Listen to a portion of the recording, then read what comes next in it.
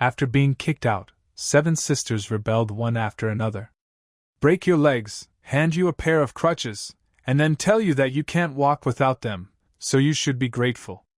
Lin Yu stared blankly at this line in his diary, feeling a wave of confusion. Am I not dead? Why am I seeing this sentence again? Wait, is this my diary? This was something I wrote 3 months ago, scrawled across the title page of my notebook. But if I'm dead, how can I be reading it now? Could this be rebirth? Lin Yu! A sharp, shrill voice from downstairs jolted him out of his thoughts. How long are you going to hide upstairs?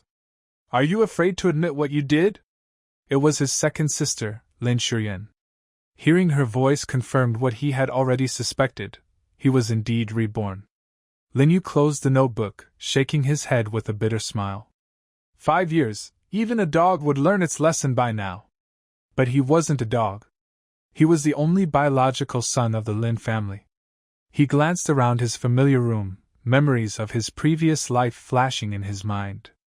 The bitterness of his death still lingered. Shutting the notebook, he shoved it into his bag and whispered to himself. It's time to put an end to this. The root of the chaos? Lin Tianyang. Lin Tianyang, the beloved adopted son of the Lin family, was brought in after Lin Yu had been abducted as a child. His biological parents and 7 doting sisters treated Lin Tianyang like treasure, granting his every wish. Lin Tianyang, in return, lived up to their expectations, polite, brilliant, and charming. With his flawless academic record and graceful manners, he won everyone's favor. By the time Lin Yu was reunited with his family, he had spent 12 years in hardship, adopted by a monk and raised in a temple. Malnourished and sallow, he stood out like a sore thumb next to the polished, noble Lin Tianyang. From the moment he returned, Lin Yu was constantly reminded of his shortcomings. His sister's words still rang in his ears. Why do you eat like you're starving? Can't you control yourself? You're so disappointing. Just forget it, don't eat anymore. Lin Yu began eating cautiously, afraid of drawing their ire. Over time, he ate less and less, trying to conform to their expectations. But once his eating habits were no longer an issue, they found fault elsewhere. Don't tell people at school you're from the Lin family. It's embarrassing. Why did we even bother bringing you back in the first place? To avoid being humiliated, Lin Yu started leaving the house early to avoid his family and their remarks. While Lin Tianyang was chauffeured to school and given 50,000 yuan a month in pocket money, Lin Yu was handed a paltry 300 yuan, under the guise of raising boys to be tough. By the time Lin Yu paid for school fees and meals, there was almost nothing left. He often walked to school to save bus fare.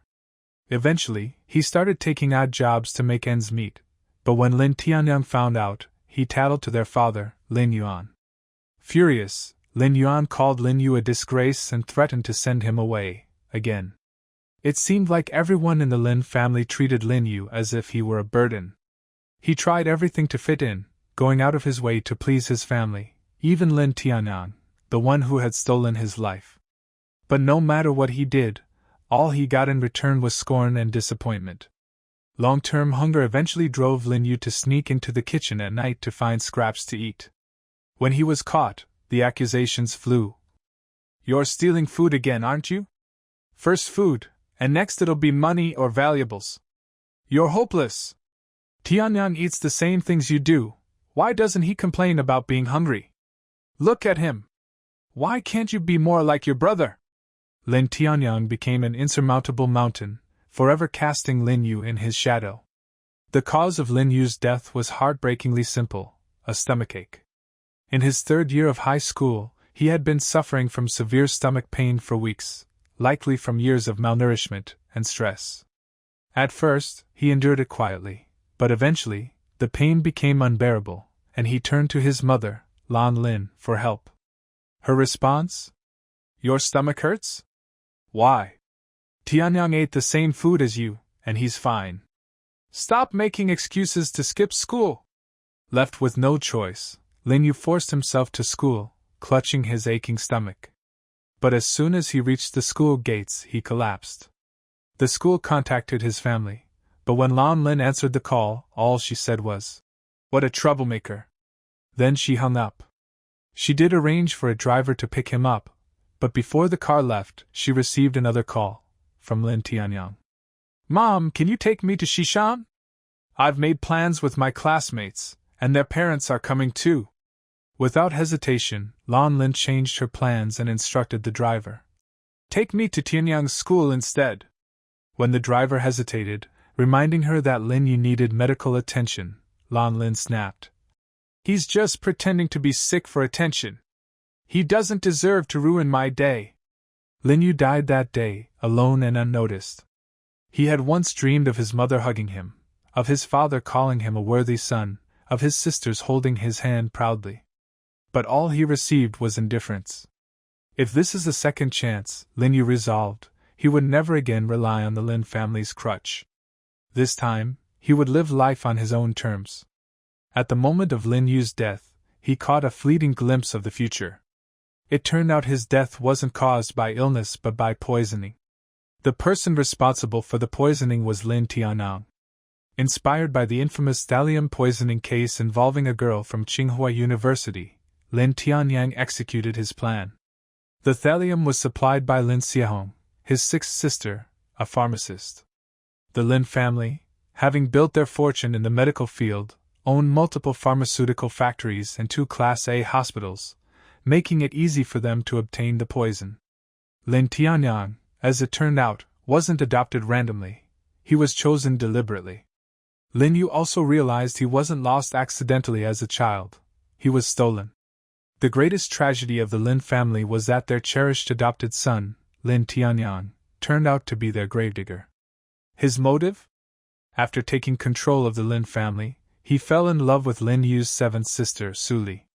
Strangely enough, Su Li's surname was different from the others.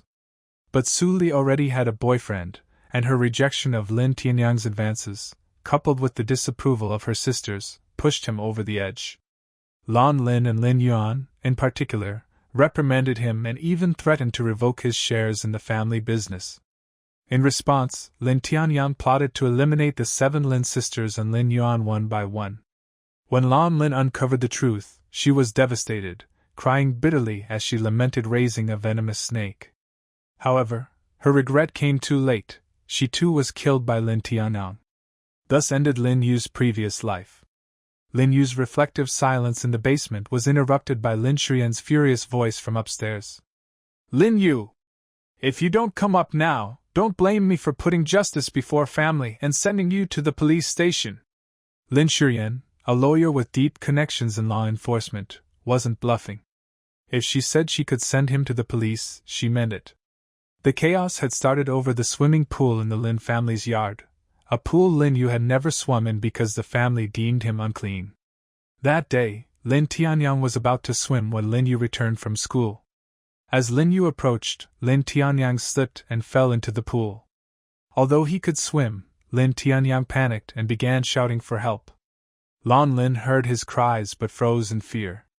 It wasn't until Lin Shuyan and their eldest sister, Lin Yao Yao, called for help that the family's coach, Lao Qin, pulled Lin Tianyang out of the pool.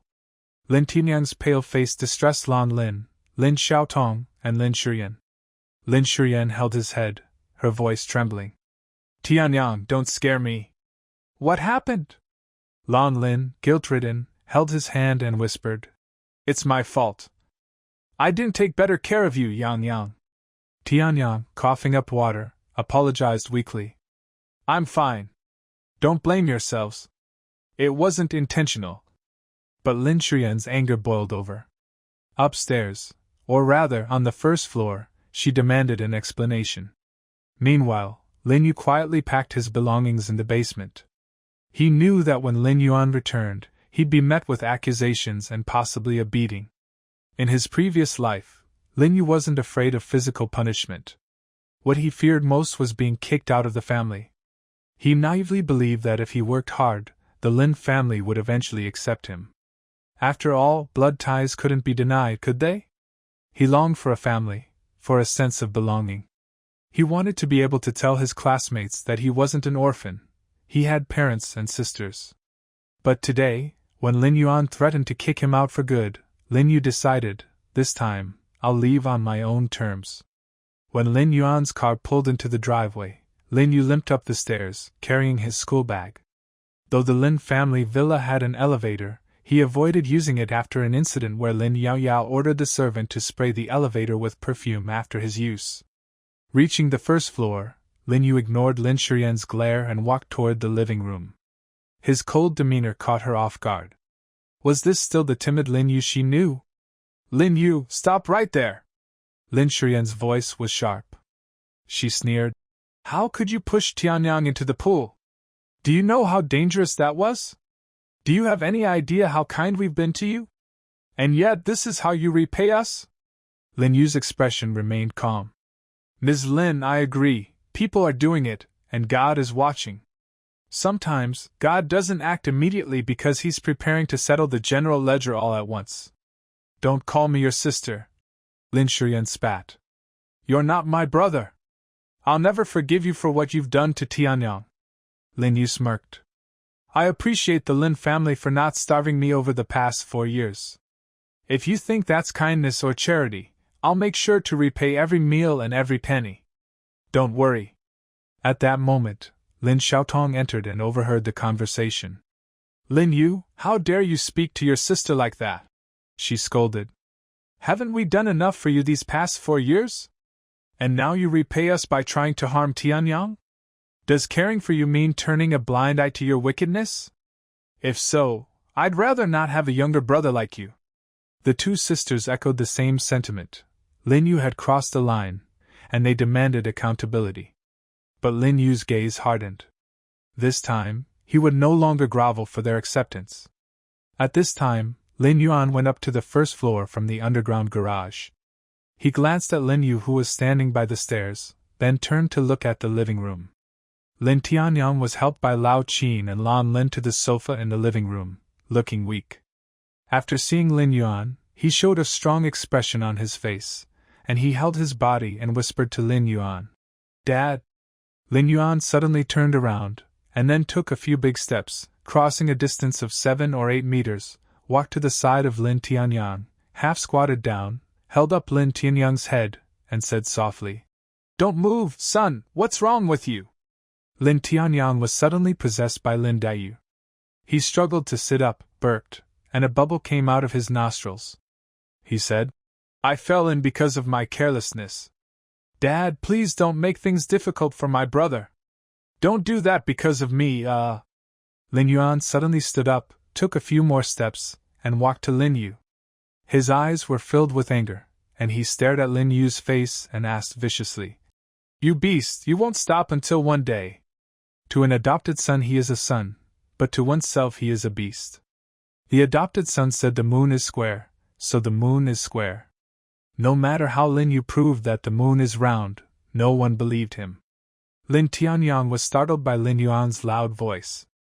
Lan Lin, who was holding Lin Tianyang, said dissatisfiedly, Old Lin, can't you speak properly?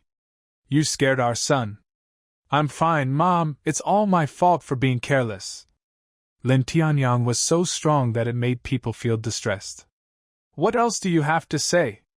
Lin Yuan began to roll up his sleeves.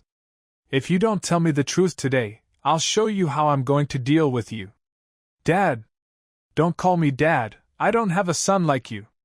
Lin Yuan slapped Lin Yu. Lin Yu took a step back and stretched out his hand to stop him, saying, Mr. Lin, I have something to say. It won't be too late to take action after I finish speaking. Lan Lin hugged her baby son and complained to her husband. Lao Lin, you need to change your habit of hitting others all the time. Last time you hit yourself so hard that your hands were swollen. Can't you just use a hanger? Lin Yu smiled bitterly. He was a very caring mother. A few days ago, his bracelet was missing and he found it in Lin Yu's school bag. He used a clothes hanger. After hearing Lin Yu's words, Lin Yuan was slightly stunned. The son in front of him seemed different from before. It seems like he has become more courageous, instead of being timid as before. The eldest sister Lin Xiaotong and the second sister Lin Shiyan were also slightly surprised. In the past, under such circumstances, Lin Yu would have held his head and admitted his mistake. And they would beg hard not to kick them out of the Lin family. Lin Yu sorted out his emotions a little and said, "Yes. I did what happened today. I saw Lin Tianyang standing by the swimming pool. When he saw me coming back, he didn't even call me brother. I got angry and pushed him into the swimming pool." "You!" Lin Yuan's eyes were blazing with fire, and he was about to hit her again. Lin Shuyan said with an expression that said, "You are already 16 years old and can be held criminally responsible. You are breaking the law, don't you know? You are intentionally causing harm, don't you know?" After listening to this, Lin Xiaotong sighed, shook her head, and looked very disappointed. After hearing Lin Yu's confession, Lan Lin broke down and cried, "Lin Yu, what did Mom do wrong? You can tell Mom why you bullied your brother. Is Mom unfair? Or is Mom too strict with you? I'm sometimes a little harsh on you, but that's for your own good. If you were half as good as Tianyang, it would save your mother a lot of trouble." Lin Yu quickly stopped and said, Don't. I will keep your kindness to me in mind. What I want to say is that the evils I have done are not limited to these." Second sister, "Oh no, Ms. Lin, do you remember the last time you were peeped in the shower? You all thought it was me who did it. I refused to admit it at the time." "No." Lin Yu licked his lips and said, "I admit that I did it." "You." Lin Shuyan's face was filled with shame and anger, and he pointed at Lin Yu and cursed. "That's so shameless!" After Lin Yu finished speaking, he looked at his eldest sister Lin Xiaotong again. This glance made Lin Xiaotong's body hairy and he cursed. "You little pervert, have you ever seen me?" "That's not true, but the last time you dated Mr. Lu, I replaced the watch you gave him with a toad, which shocked you and your Mr. Lu. I apologize to you here." Lin Yu ignored Lin Xiaotong's angry look and bowed to Lin Xiaotong. Then he looked at Lan Lin and said, "Mom, in addition to stealing your bracelet, I also stole the watch you bought for Lin Tianyang. I'm sorry, I thought that watch was the same as the one you bought for me. They are all watches that cost more than 200 yuan.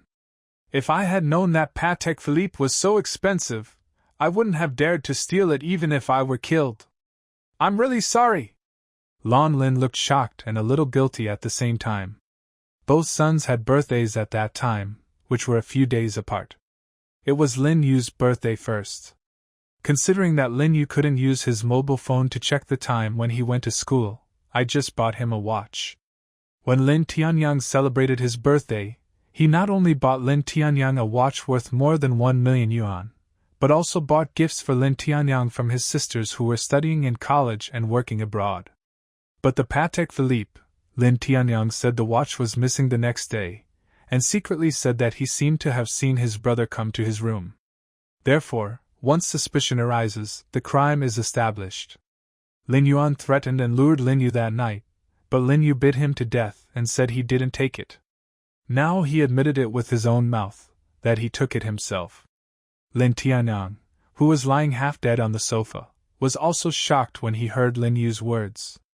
Then he quickly managed his expression and said to Lin Yu, "Brother, actually you don't need to steal it, you just need to tell me and I will give it to you. After all, you are the brother, and I just—" Lin Yu ignored Lin Tianyang's hint, looked at Lan Lin and said, "Mom, do you still remember your VIP?" Lan Lin was already stunned by her son's self-defeating confession in front of her, and stammered, "It's only 2 years old, and you secretly sold it? Did you know that that was my son? I was looking for him for 2 whole months. How hard is your heart to do such a cruel thing?" Lan Lin cried. Lin Yu looked unconcerned and defended. "Ms. Lan, you are wrong. I didn't sell the dog, I killed it, and ate it." Now the whole family of 5 was shocked. Even Lin Yuan did not expect that his son, who had always been submissive and did not dare to speak loudly, could be so vicious. Lin Yuan's scalp was numb, and then he saw Lin Yu turning to look at him. "Dad, Mr. Lin, it's your turn. Do you still remember the last cooperation with Dingqing Group on the land in the western suburbs? Is it you?" Lin Yuan's eyes widened with disbelief on his face. "Are you so capable? I was the one who stirred up the scandal. It's actually very simple, Mr. Lin. I happened to photograph the private transaction between you and the vice president of Dingqing Group, and then posted the video online. Lin Yu looked at Lin Yuan, whose face had turned the color of pig liver, and said, "I'm done, you can hit me now." Lin Yuan could no longer control his rage and slapped Lin Yu on the cheek. The force of this slap was so great that Lin Yu was turned 720 degrees on the spot, his steps staggered, his ears were buzzing, and blood flowed from his nostrils and corners of his mouth. But with this slap, Lin Yuan still did not vent his anger. "You're such a traitor," Lin Yuan said angrily. "I'll beat you to death today so that you don't stay in this world and harm others." Then there was another kick, hitting Lin Yu's chest. 16-year-old Lin Yu is less than 1.7 meters tall. He has been suffering from chronic malnutrition and is severely underweight and tall. This kick sent Lin Yu flying into the air and directly hit Lin Xiaotong beside him. Lin Xiaotong saw Lin Yu flying towards her, with a look of disgust on his face, and quickly stepped aside. Lin Yu hit the marble wall behind him solidly. With this kick and impact, Lin Yu's breath was confused and he couldn't take a breath. He opened his mouth and spat out a mouthful of blood. Lin Yu's eyes were cold, and he wiped the blood from the corner of his mouth expressionlessly. His eyes were like knives, and he stared at Lin Yuan and said, "Mr. Lin, are you done with the beating?" "You!" Lin Yuan, who originally saw Lin Yu vomiting blood after being kicked by him, still felt a little guilty and intolerable in his heart. When he saw Lin Yu, who looked indifferent, or even provocative, he couldn't help but take out his belt. He shouted, "If I don't teach you a lesson today, our Lin family may really get into trouble." After saying that, he waved the belt in his hand and whipped it towards Lin Yu, who was on the ground. Lan Lin, who was on the side, had just recovered from the grief of losing her pet dog. When she saw Lin Yuan wielding a whip, she shouted hysterically, "This is outrageous. We must treat him well today. You have such evil thoughts at a young age, but you will be able to deal with them when you grow up." After saying that, he quickly walked to the balcony, took out a wooden clothes hanger from the clothes drying rack, weighed it, and found that it was too light and not powerful, so he changed it to an iron one, then quickly walked to Lin Yuan and joined Lin Yuan. Yuan's battle began with a mixed doubles match between men and women. Lin Tianyang, who was sitting on the sofa, saw Lin Yu being beaten by two people. The smile on his face could no longer be suppressed, and he shouted weakly, "Dad, Mom, please stop fighting. I believe that my brother does these things for a reason. If it's because of me, I can leave. Don't hurt your brother because of me." At first, Lin Xiaotong felt a little unbearable. After hearing Lin Tianyang's words, the unbearable feeling immediately disappeared and he said angrily, "Tianyang, just lie down well. This matter has nothing to do with you. I won't let him get involved in the countryside today. Once you correct your bad habits, they will only get worse in the future." Lin Yu held his head with both hands, protecting his vitals, feeling the belts and clothes hangers falling like raindrops on his body, feeling calm in his heart. "This little pain is nothing to mention the cold damage I have suffered over the past few years." Lin Shiyan, who was originally watching the excitement, saw Lin Yu's weak body twitching under the beatings of the two men. He was worried that the loss of life would affect the reputation of the Lin family, so he quickly stepped forward and said, "Mom, Dad, we need to teach you a lesson. Just keep your anger out, don't make trouble, it will make it unpleasant." Lin Shiyan is the legal affairs officer of the entire Lin group, and Lin Yuan will still listen to his second daughter. Now that he was tired from the beating and out of breath, Lin Yuan gasped and stopped, holding the hand on the belt and leaning on the entrance cabinet beside him, out of breath, and said, "This traitor, you are so angry with me." Lan Lin also stopped beating her, stood aside and cursed bitterly. "Lin Yu, I have told you more than once, don't bring those habits from the countryside to our Lin family. Since you are our son, you must abide by our rules. Is this how you abide by the rules? Why don't you learn from Tianyang? All day long, you follow the bad guys outside. Why are you so cruel and such a good dog? You!" Lan Lin was so angry that she covered her chest and almost fell down. Lin Tianyang, who had quick eyesight and quick hands, suddenly recovered. He quickly got up from the sofa and rushed to Lan Lin's side like a gust of wind. He supported Lan Lin and said distressedly, Mom, please don't be angry. Brother, he didn't mean it. Lin Yu sat up from the ground, put down his arm, looked at the numerous scars on his arm, spit out a mouthful of blood, looked at Lin Yuan and said, "Are you done with the beating?" Lin Yuan looked at the scarred Lin Yu in front of him and felt that he had struck too hard. Then he thought about it, it was this traitor who forced him to do it. He was right, so he replied, "I'll give you another chance. You should be humble to Tianyang today, apologize to your mother, and apologize to your sister. This matter is over and you can still live in the Lin family. As long as you get rid of those bad habits outside, you will still be the son of my Lin family." Lin Yu opened his mouth and spat out a mouthful of blood again, then opened his mouth, held a tooth in his mouth with his right hand and shook it, feeling that the tooth was a little loose. This was when Lan Lin first joined. She couldn't hide away and was fucked in the mouth by Lan Lin with a clothes hanger, which caused one of her teeth to loosen. Lan Lin, who was holding the clothes hanger, felt a little unbearable when she saw this. She quickly agreed, "Yes, your dad is right. As long as you change your past, we will give you another chance."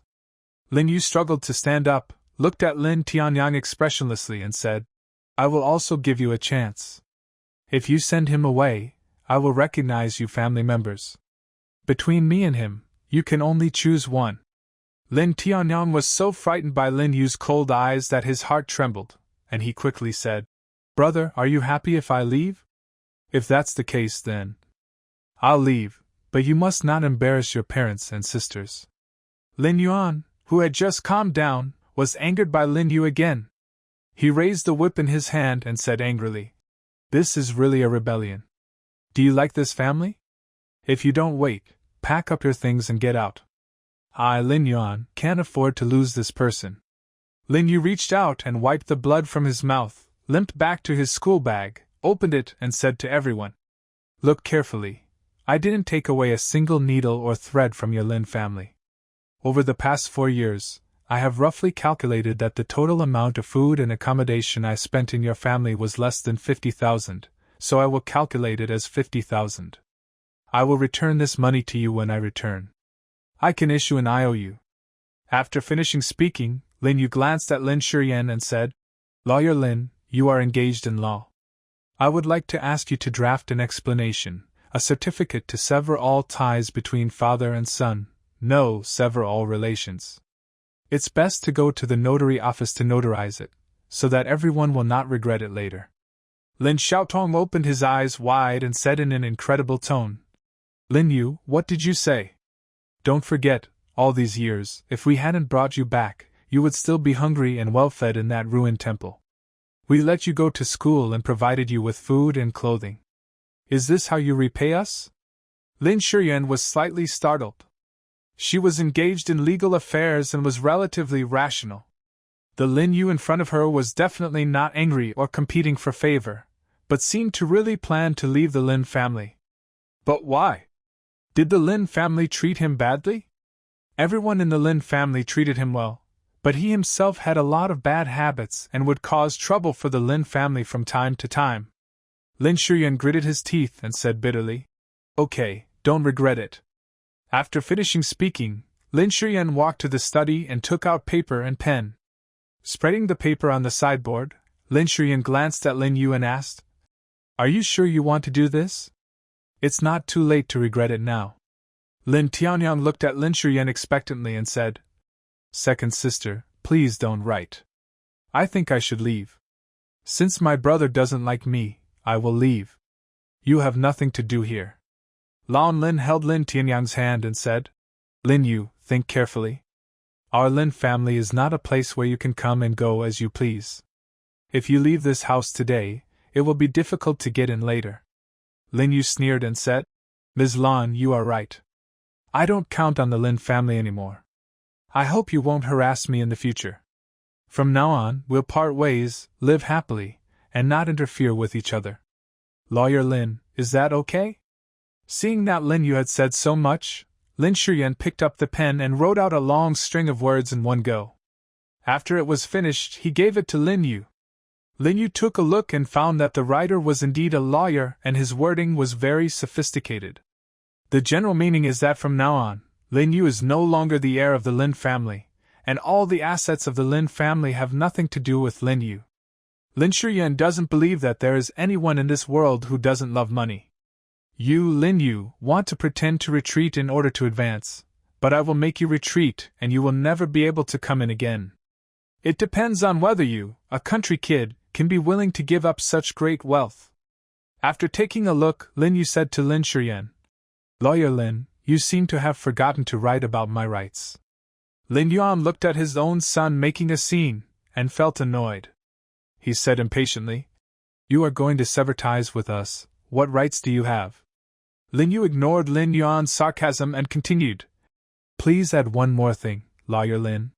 From now on, the prosperity of the Lin family, and your life and death have nothing to do with me, Lin Yu. Lin Xiaotong got angry when she heard this. Lin Yu, why are you so vicious? Can't you bear to see us doing well? Don't forget, your last name is Lin too. Lin Shuyan said angrily. Okay, if that's the case, can I add that your life or death outside has nothing to do with our Lin family? Can. Lin Yu spoke without any hesitation. Thus, this agreement with great legal effect finally appeared in front of Lin Yu. Lin Yu let out a long sigh, picked up the pen without hesitation, signed his name, and then handed it to Lin Shuyan and said, Please sign your name, Lawyer Lin. Will you be happy only if all the people in our Lin family sign it? Lin Shuyan said unhappily. If you can, that would be great. Good. You're good. Lin Yuan was furious. He snatched the agreement, signed his name on it, and handed it to Lan Lin. Lan Lin took the agreement and hesitated a little, but Lin Xiaotong snatched it away and signed her name on it. When the agreement was handed to Lin Tianyang, he was reluctant to sign it, but finally signed his name with trembling hands. Lin Yu picked up the signed agreement and said to Lin Shuyan, Please ask Lawyer Lin to make a copy in duplicate. You can keep your copy or not. You're cruel. Lin Shuyan took the agreement, signed his name on it, and took it to the study to make a copy. Lin Yu carefully took the agreement, folded it, put it in his school bag, put on his school bag and walked to Lin Tianyang, stretched out his right hand in front of Lin Tianyang and said, Give it to me. Lin Tianyang rolled his eyes and said aggrievedly, Brother, what do you want? I will give you whatever you want. Stop pretending. You know what I mean. Lin Yu said coldly, Do you want to take it yourself or should I do it? After finishing speaking, he put down his right hand and sighed. Forget it, I'll just take it myself. Then he turned to Lin Shuyan and said, Lawyer Lin, please follow me upstairs. I want to get back something of my own. Please be a witness. Lin Shuyan was slightly startled and looked at Lin Tianyang. Lin Tianyang looked away, with an expression on his face that said, I don't know what's going on. Then he looked at Lin Yuan. Follow him, I want to see what he wants to do. Lin Yuan said bitterly, Let's go up together too. Lin Yu walked to the elevator and pressed the elevator button. After everyone entered the elevator, he pressed the 6th floor button. The 6th floor is Lin Tianyang's territory.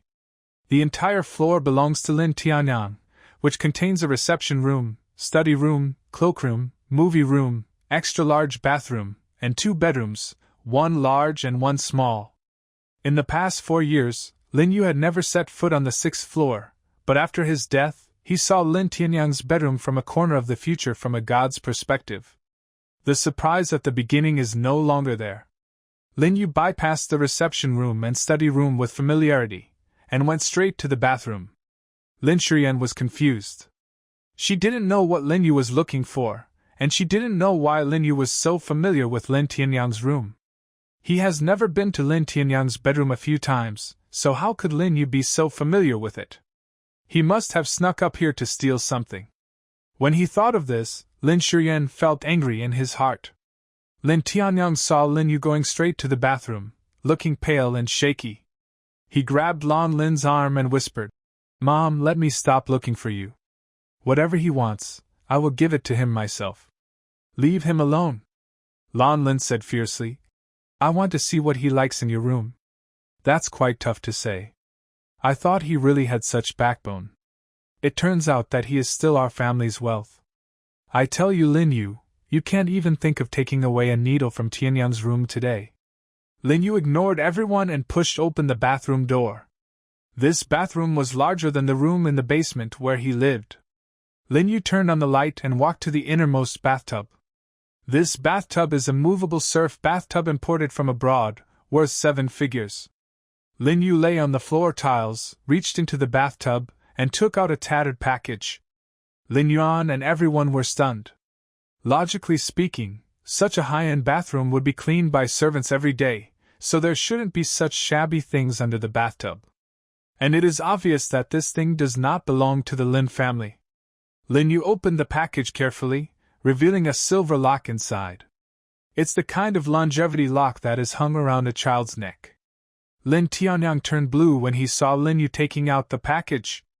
Lin Yu carefully hung the longevity lock around his neck.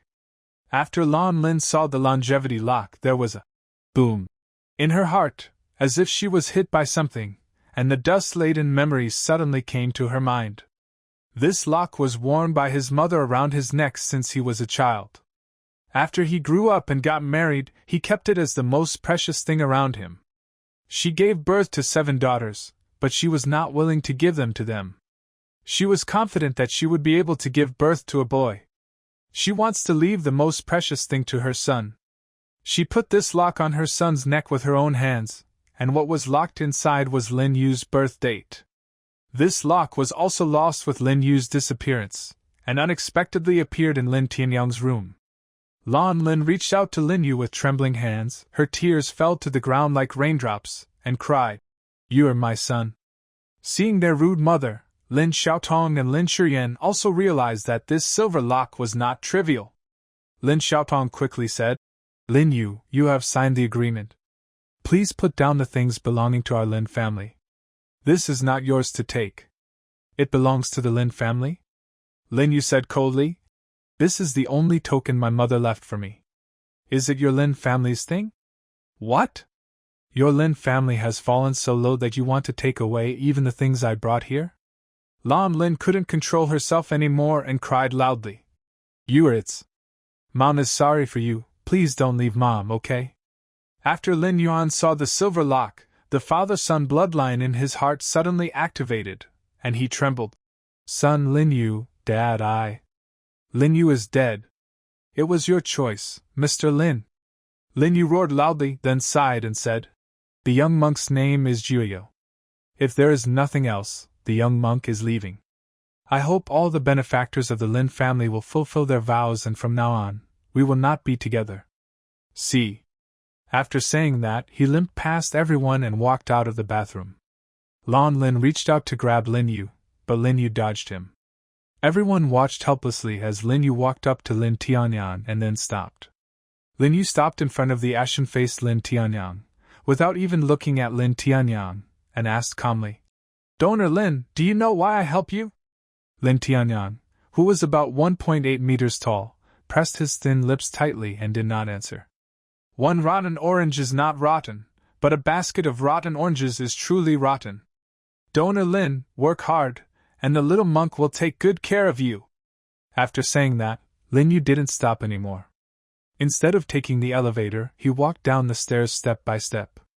Lin Yu's last words were like a bolt of lightning in the dark night, striking the heads of everyone in the Lin family. Everyone watched helplessly as Lin Yu disappeared from the 6th floor, remaining speechless. For a long time, Lan Lin walked to the elevator like crazy and kept pressing the elevator button.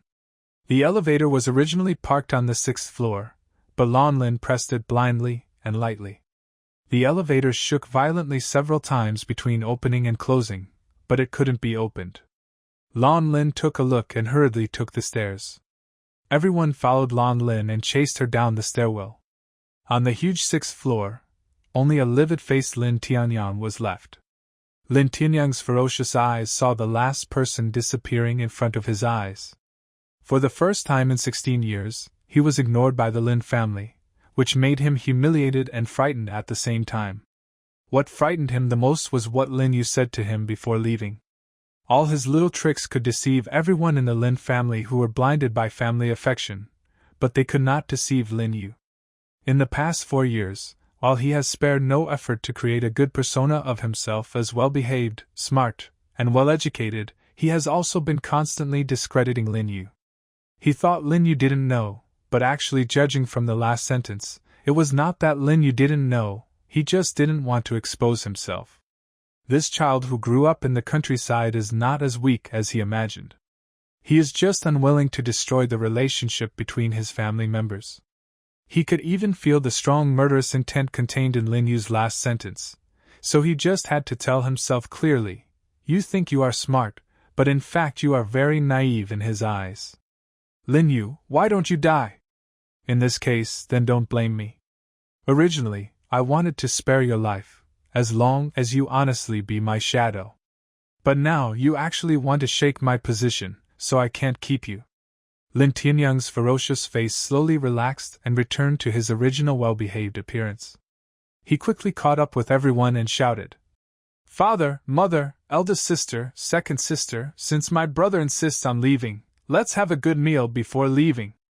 I gave him all my New Year's money to save him from suffering outside." When everyone went down to the living room on the first floor, Lin Yu had already walked out of the villa door, leaving only his limping back. Lin Xiaotong asked curiously, "Dad, Mom, did you just hurt his leg? Why is he lame?" Lin Yuan looked at Lin Yu walking away without saying anything. Lan Lin thought for a moment and said, "No, your dad and I hit his upper body, mainly his face. I'm sure we didn't hit his legs." Lin Shiyan also asked in confusion, "Was he lame when he was brought back?" Lin Xiaotong thought for a while and affirmed, "Absolutely not.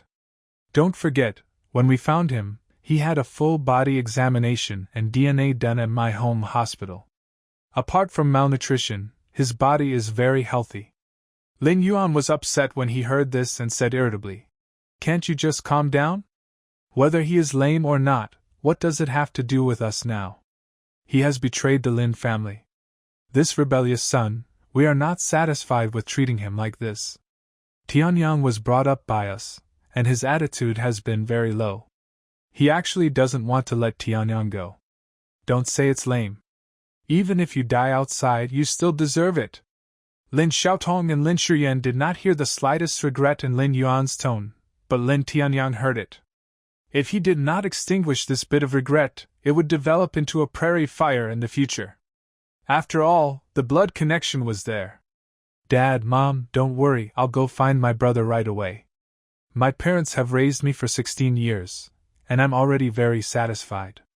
How can I take away my brother's life again? I'll just leave.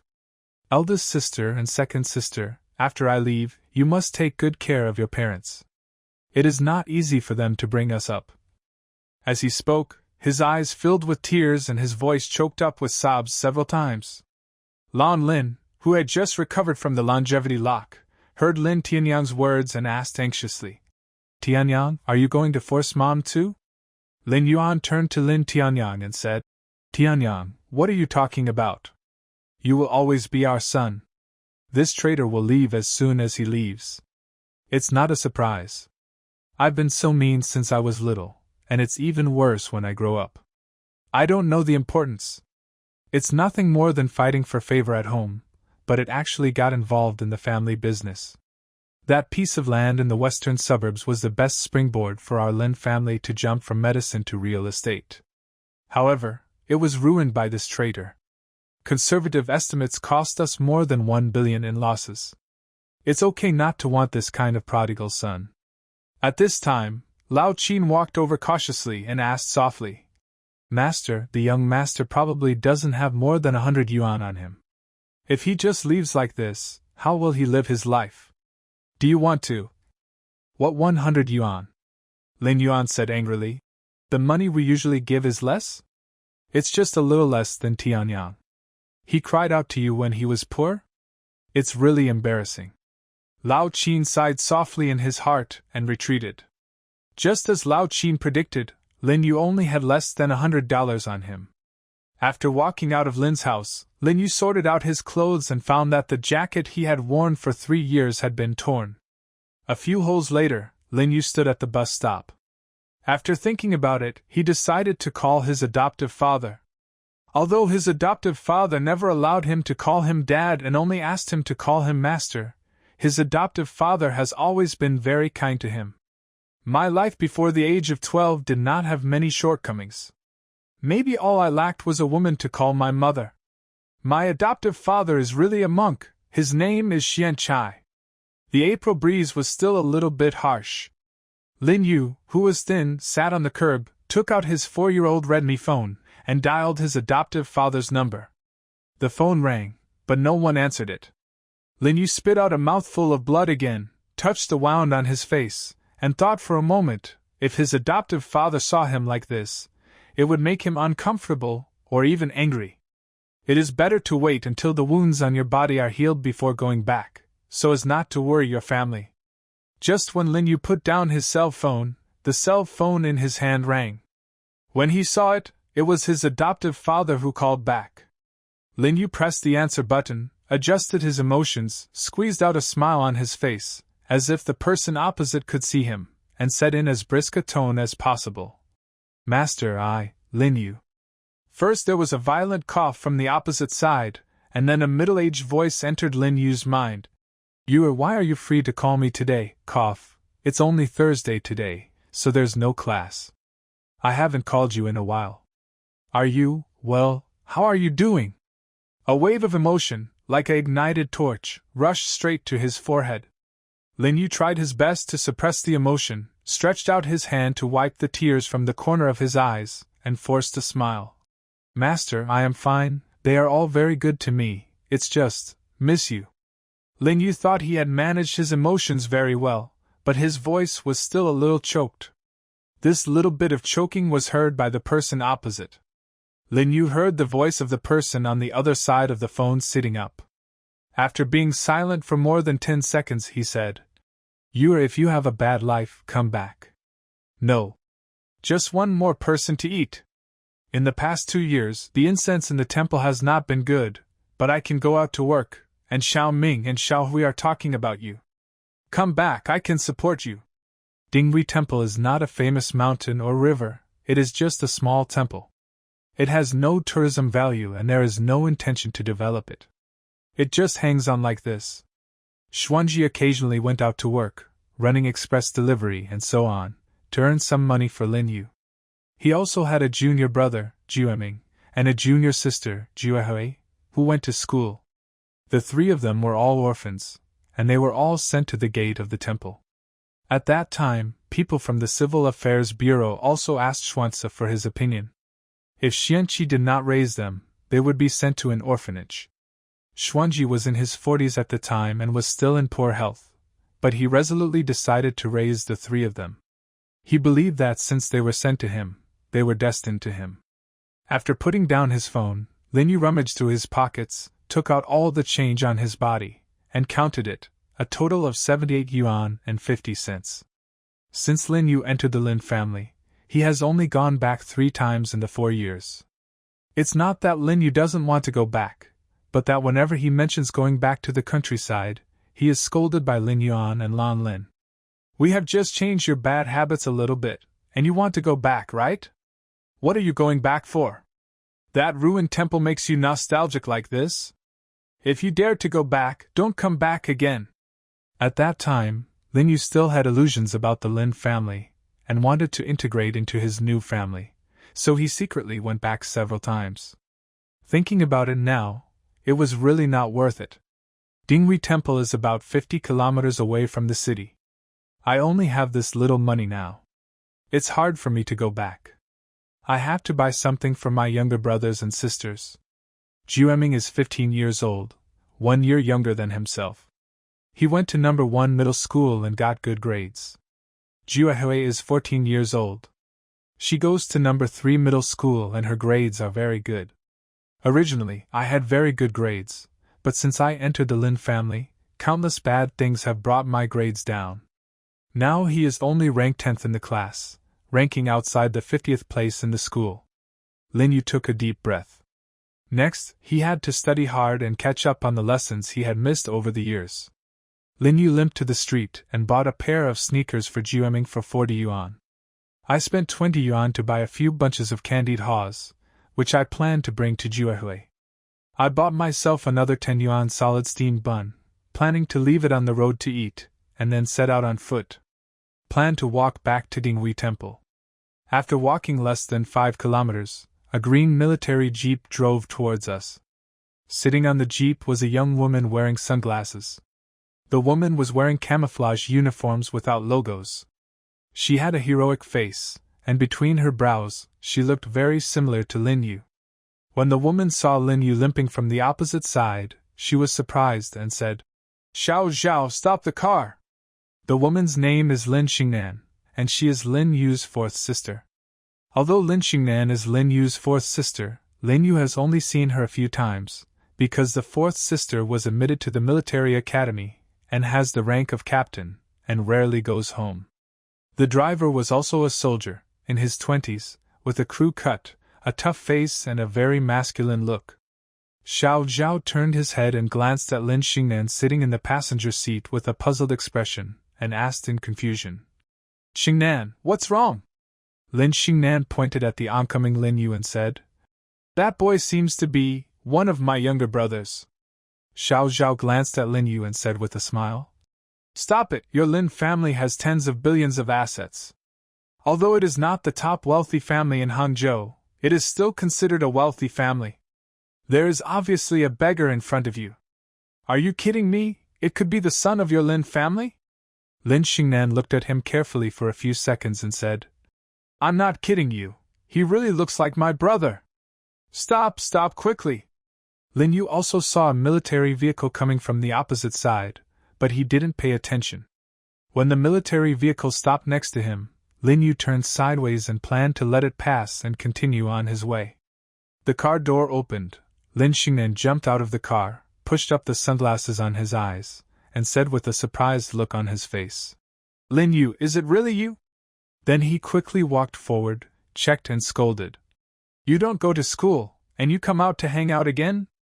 At this time, Lin Yu also saw Lin Xingnan, and then his face showed a habitual surprise, and then the surprise disappeared. He stepped aside again and said, "Ms. Lin, you have recognized the wrong person.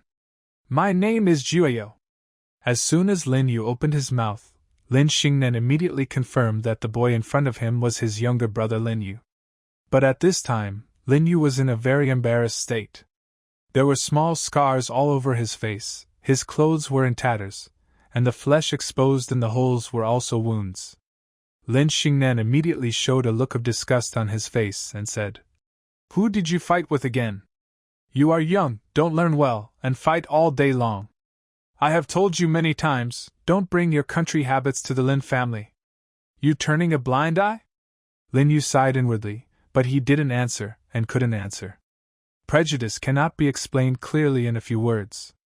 I have tried to explain myself before, but no one listened to me. This Lin Xingnan ended badly. He was the first person in the Lin family to receive a box lunch. This time he was transferred from the army and returned to the local area. He was assigned to the Public Security Bureau and died in the line of duty while investigating a gang-related case. He died miserably, his throat cut, and he was assaulted before he died. Moreover, this gang involvement was related to Lin Tianyang, and Lin Xingnan didn't know it until his death. This is the result Lin Yu sees from that corner of the future. However, all this has nothing to do with myself. Lin Yu moved his body towards the roadside and said, "Ms. Lin, you really recognized the wrong person. I'm still on my way, so please get out of my way." When Lin Xingnan heard this, he frowned slightly and said, "You are not Lin Yu? Then how do you know that my surname is Lin? When you see your sister, pretend you haven't seen it.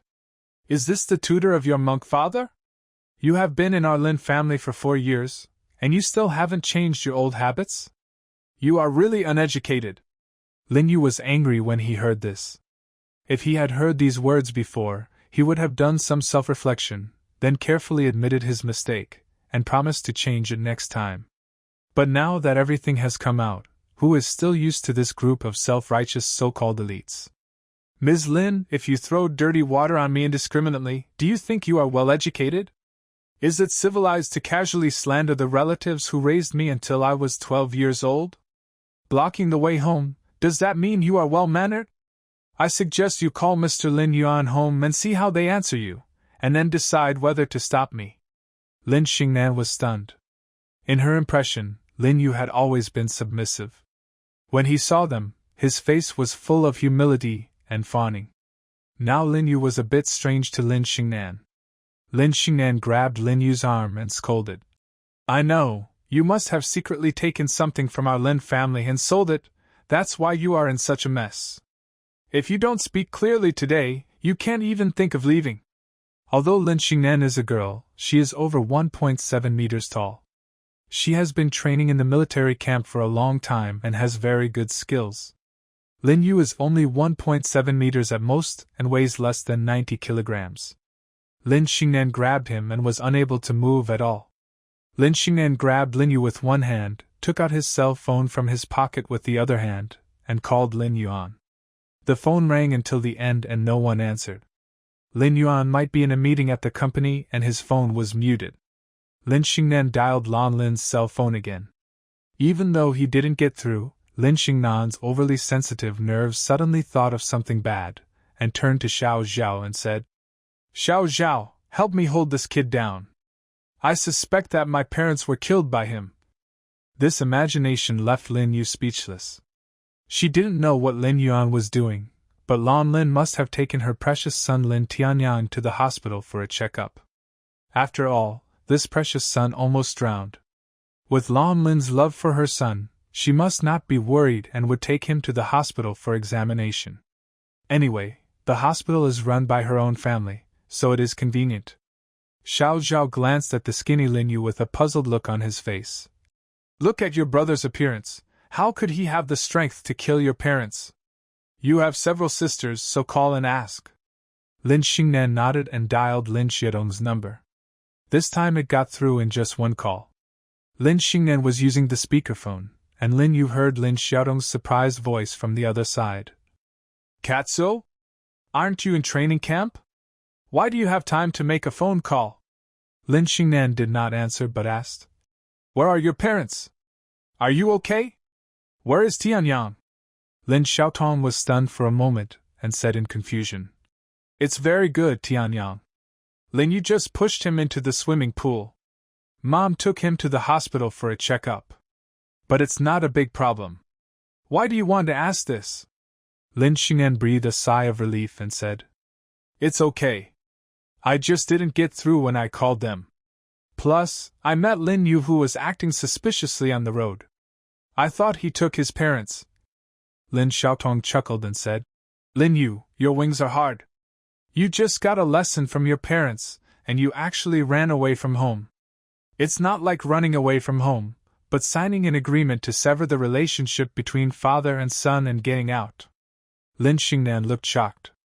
While on the phone, he looked at Lin Yu and asked, Do you want to sever ties with us? Lin Yu tried his best to twist away Lin Xingnan's hand holding his arm and said, I'm sorry I didn't have time to inform you, but it's not important. The head of the Lin family is Lin Yuan, and everything else is secondary. Can you let me go now? Miss Lin? After that, he limped away. Lin Xingnan looked at Lin Yu's retreating figure and was stunned.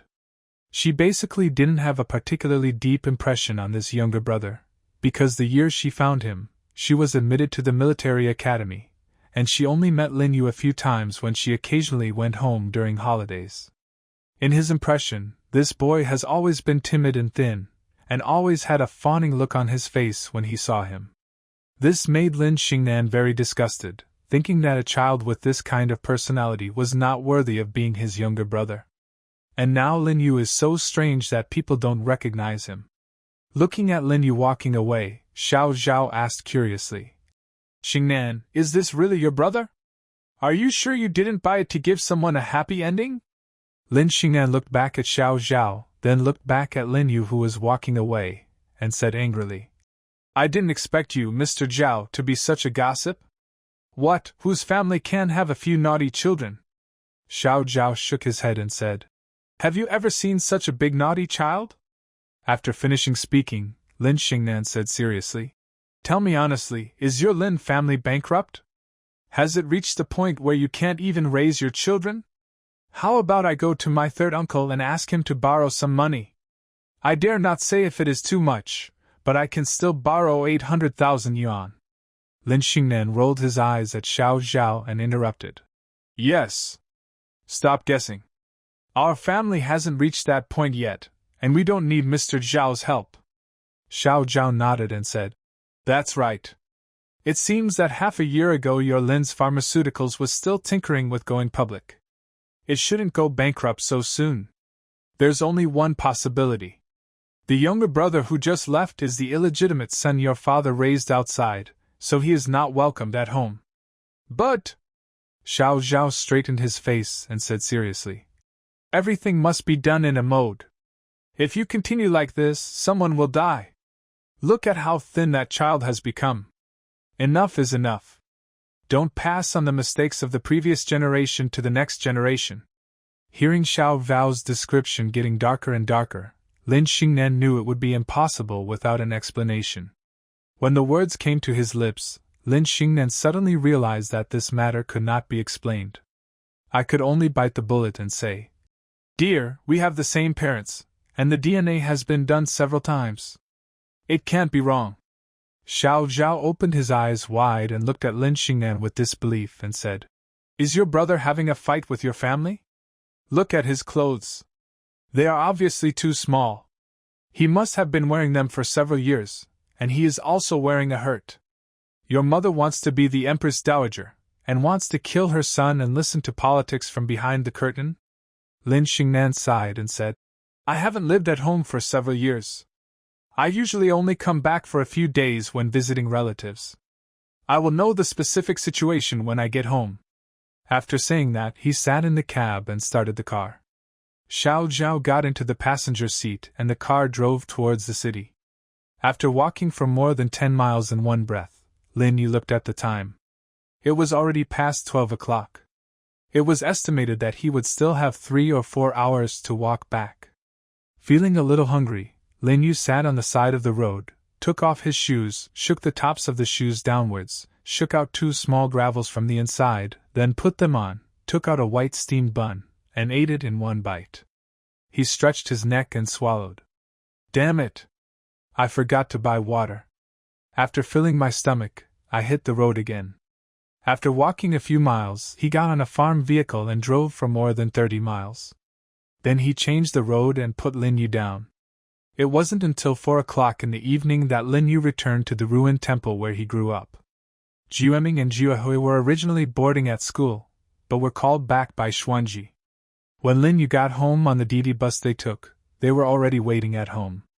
Seeing Lin Yu dragging his tired body from a distance, Jiueming stepped forward quickly, grabbed the backpack from Lin Yu's shoulder, and scolded. Brother, why didn't you call me? I still have a little bit left on me.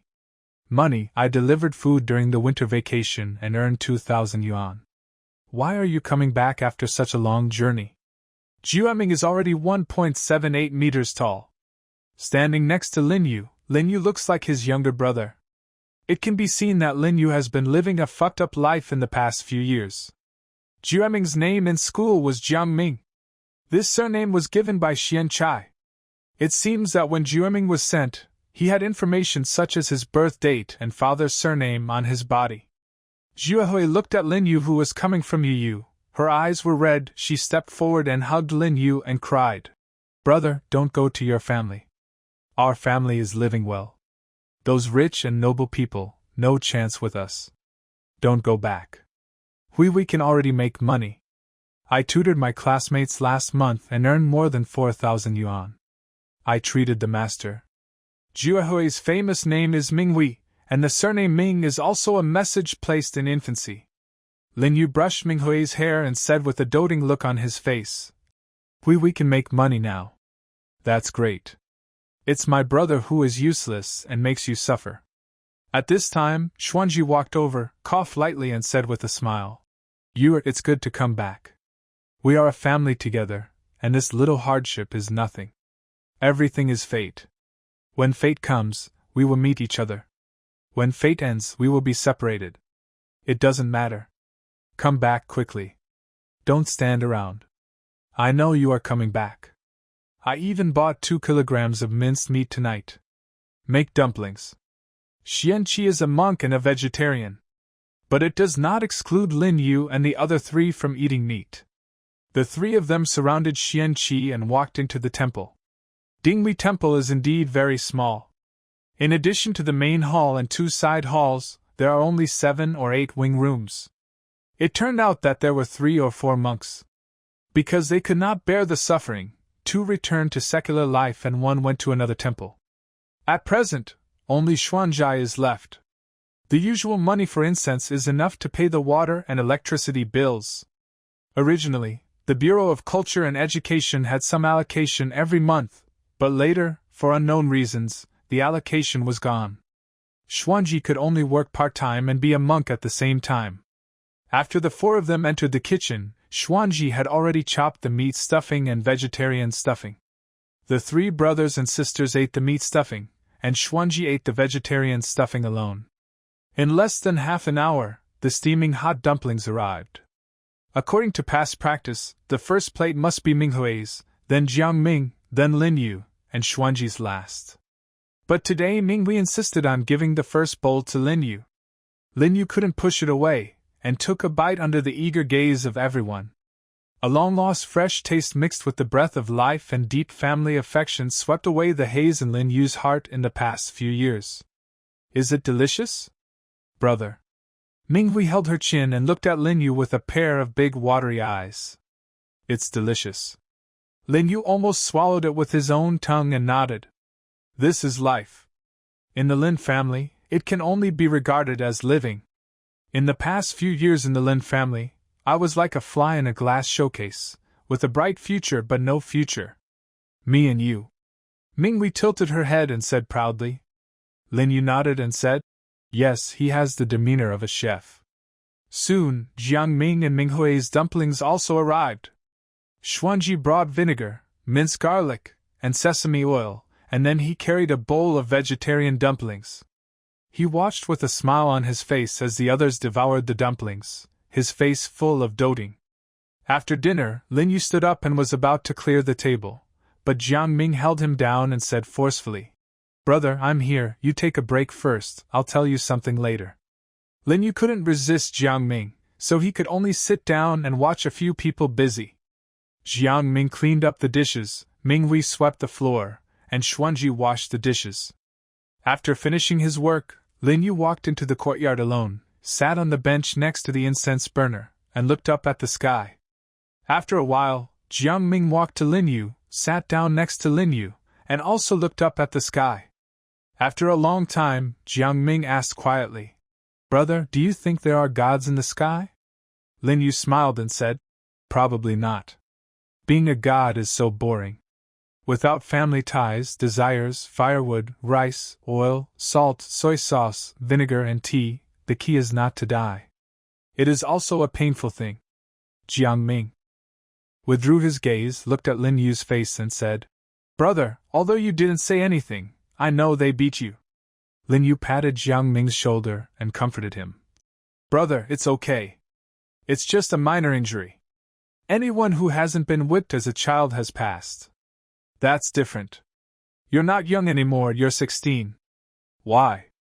Our family used to live a good life, but they insist on taking you back, abusing you, and beating you. Are you still a human being? Brother, when you left, you were taller than me. Look at you these years, you haven't grown at all, and you are even thinner than when you were at home. Jiangming gritted his teeth and said bitterly, Brother, I have decided. When I grow up, I want to be an official. Lin Yu was stunned. Being an official? Why? No reason. Look at you, then look at my master. In this world, the poor are afraid of the rich, and the rich are afraid of officials. I just don't want others to bully us. You don't know, after the Bureau of Culture and Education cancelled our subsidy, the master and I once came to argue with them, but their faces, ugh!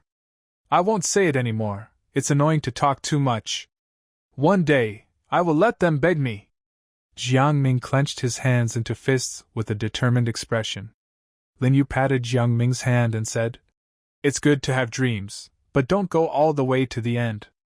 Let's work hard and leave the rest to fate. Jiang Ming nodded, looked at Minghui, who was hiding half of his body in the bushes in the distance, stood up, patted Lin Yu on the shoulder, and said, Brother, shall we? That little girl, I haven't seen you for more than half a year.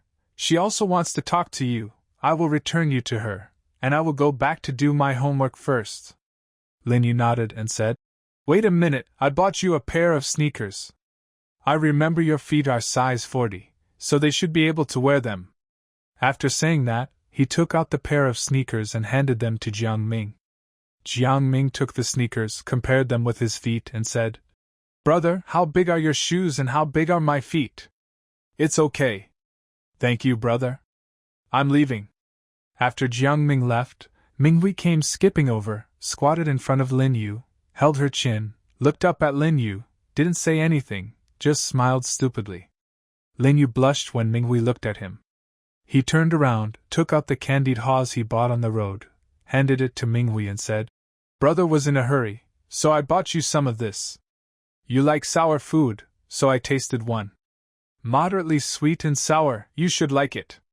Minghui took the candied haws on a stick, stood up and said with a smile, I know my eldest brother understands me best. Brother, you won't go to that house anymore, right?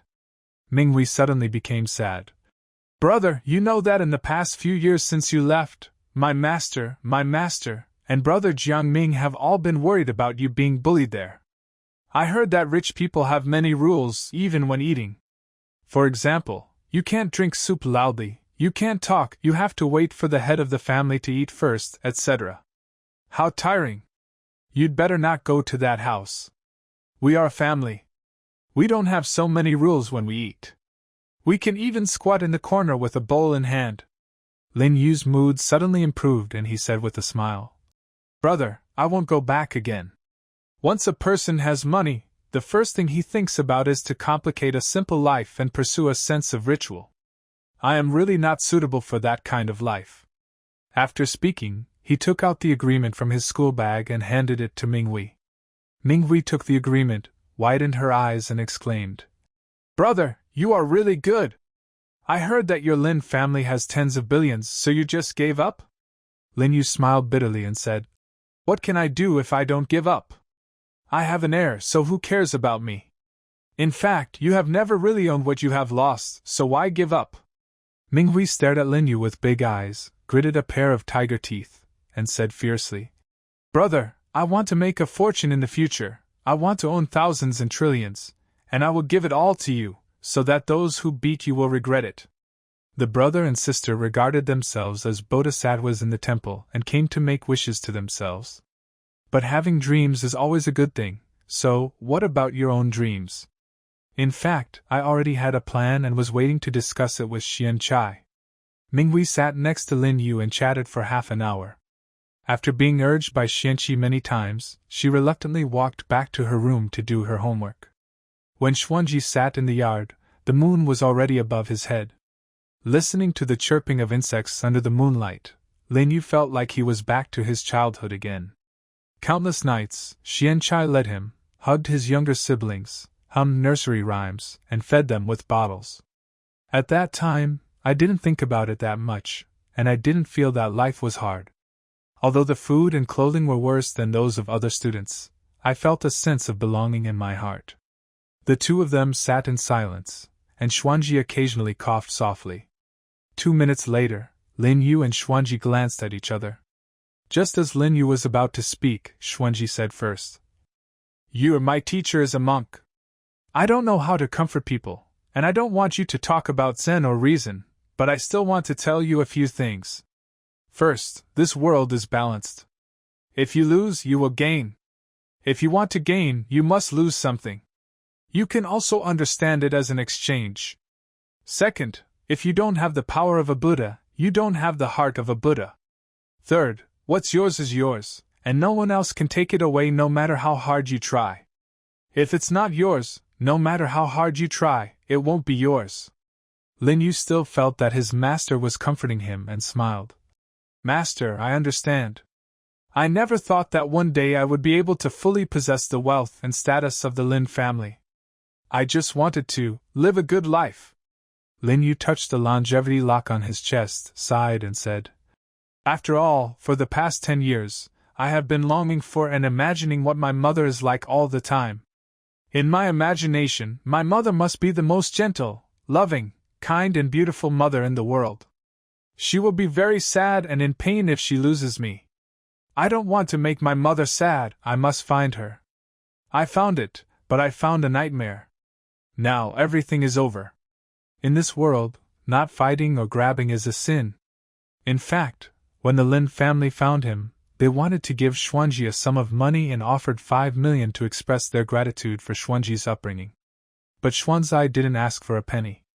At the beginning, Xuanzai said this: "I am raising my son, not selling my son. I hope you will treat him well. He will not live a good life by following me. As long as my son lives well, it will be better than anything else." At that time, the monk cried and kept wiping his tears behind everyone's back. Although Xuanji has never allowed the 3 of them to call him dad, in his mind, these 3 apprentices are his son and daughter. Xuanji sighed, patted Lin Yu's hand, and said, "This may be a good thing." Lin Yu patted Xian Qi's hand back and said seriously, "Master, I want to tell you something." "Well, tell me." Lin Yu calmed down his emotions and said, "Master, I don't want to go to school anymore." "What?" Xuanji stood up. "Are you going to drop out of school? The Lin family doesn't want you anymore, so you're going to drop out of school?" Xuanji was angry and turned around to look for someone who could take advantage of him. After finding a dead stick, I weighed it in my hand. It felt too heavy, so I replaced it with a dead branch as thick as my little finger. "You think I can't control you after you have been away from home for a few years? How dare you drop out of school?" After saying that, he raised the branch towards Lin Yu. This scene is very familiar and warm. It feels like I haven't been beaten by the master for a long time. Lin Yu looked at Xian Qi with a smile on his face. After all, Xuanzai didn't want to take action and just touched Lin Yu's back gently. "Tell me why." Lin Yu patted the stone chair next to him and said, "Sit, master, this is what I think. I am the eldest son of this family. Jueming and Juehui have to go to school, and the expenses are not small. Master, you are not in good health. If I continue to go to school, the expenses will be—" "Stop talking!" Xuanji waved his hand, coughed violently, and said out of breath, "Don't even think about it. I'm not dead yet. It's not your turn to worry about this family." Lin Yu knew that his suggestion would be met with considerable resistance, but he didn't expect Xuanji's reaction to be so strong. He quickly stood up and patted Xuanji's back with his hand to help Xuanji calm down. The quarrel between the 2 alarmed Jueming and Juehui, who were doing homework inside. The 2 put down their pens and walked quickly to the yard.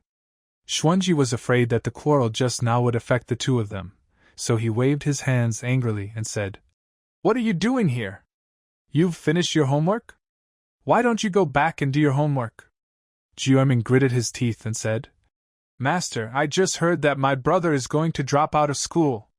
If he doesn't go to school, I won't go to school. It's enough for one person in our family to go to college." Juehui took a step forward and said, "Don't argue, you all. I am a girl. In the past, at my age, I stopped going to school. Tomorrow I will tell the teacher that I will not go to school. I will go to the south to work. It only takes 2 days. If my brother can go to college, our family will have hope." "You dare!" Lin Yu, Jueming, and Xuanji said in unison. "All the men in our family are dead? Do you want a girl like you to go out and make money?" Lin Yu sighed, asked the 3 of them to sit down, took a deep breath, and said, "Master Xiaoming, Xiaohui, listen to me." "Don't listen." Jueming and Juehui covered their ears and said, "Either we go together, or we don't go together. We will figure out a way about the money ourselves." Lin Yu was helpless and tried his best to explain, saying, "Everyone, please calm down. Let's proceed from reality. I am the eldest son of the family. In this family, someone must stand up. You all have very good grades. My grades over the years have always been tepid. If it's not popular, in terms of cost effectiveness, I'm the one who should drop out of school. What's wrong with you being the eldest? You're not taller than me, and you're not as strong as me. I'm the most cost-effective. Your grades are not good. That's because you were delayed by the Lin family. Jiuming said, unconvinced. It's really not possible. Even if you draw lots, it depends on your luck. Lin Yu shook his head, knowing that if he continued talking, not only would he not be able to achieve his goal, but it would also make it difficult for Jiuming and Juehui to go to school with peace of mind. He shook his head and said, Okay. I won't drop out of school, okay. But you have to listen to me. Xuanji coughed involuntarily and said, You tell me. Lin Yu looked at the helpless Jiuming and Juehui and said, Have you ever thought about why we are so poor? Our lives are so embarrassing? Xuanji was about to speak, but was interrupted by Lin Yu saying, Master, you must say that the world is balanced.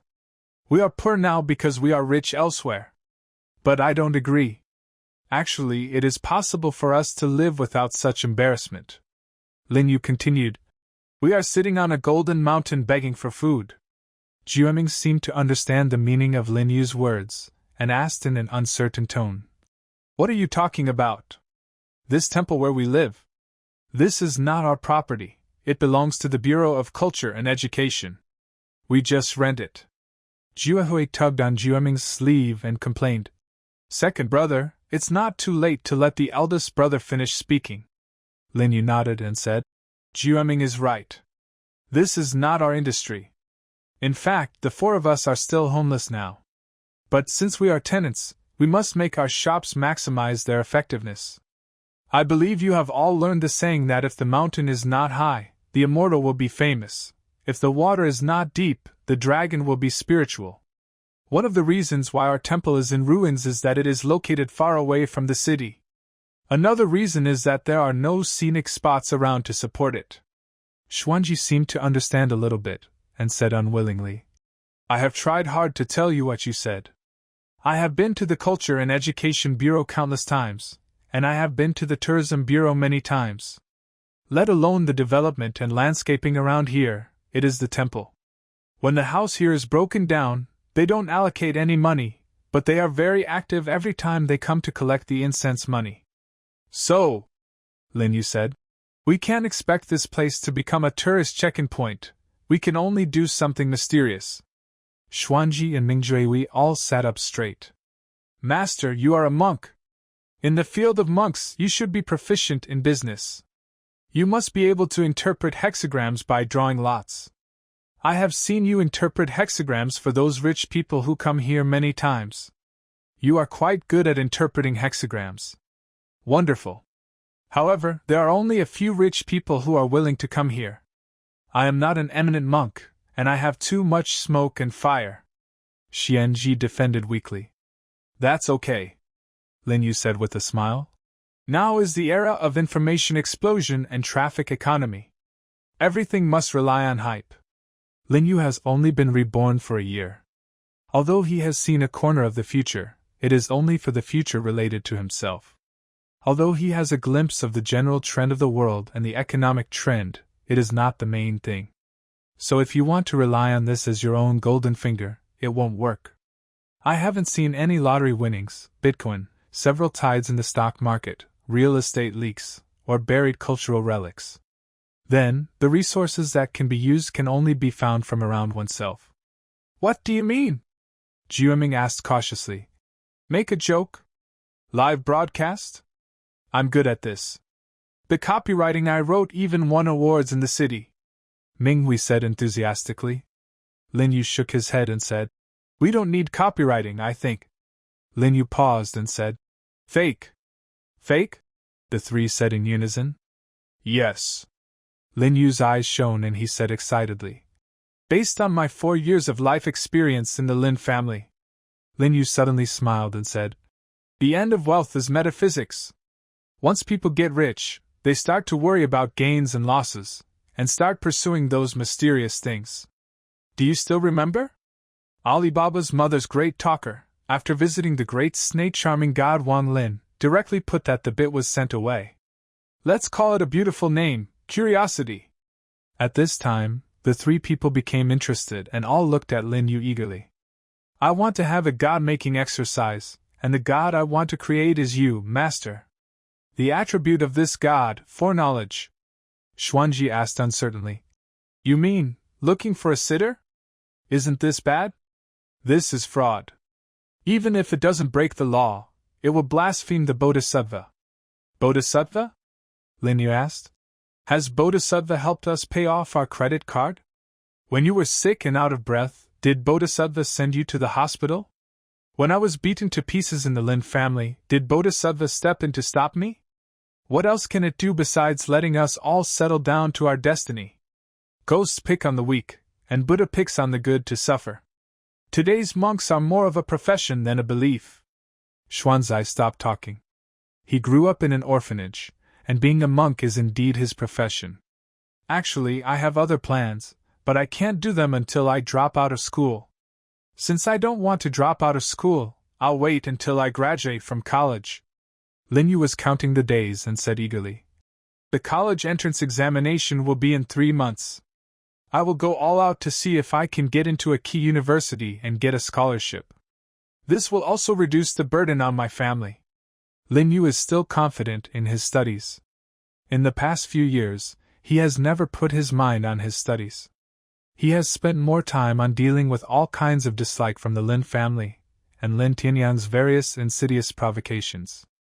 And framed above. It's okay now.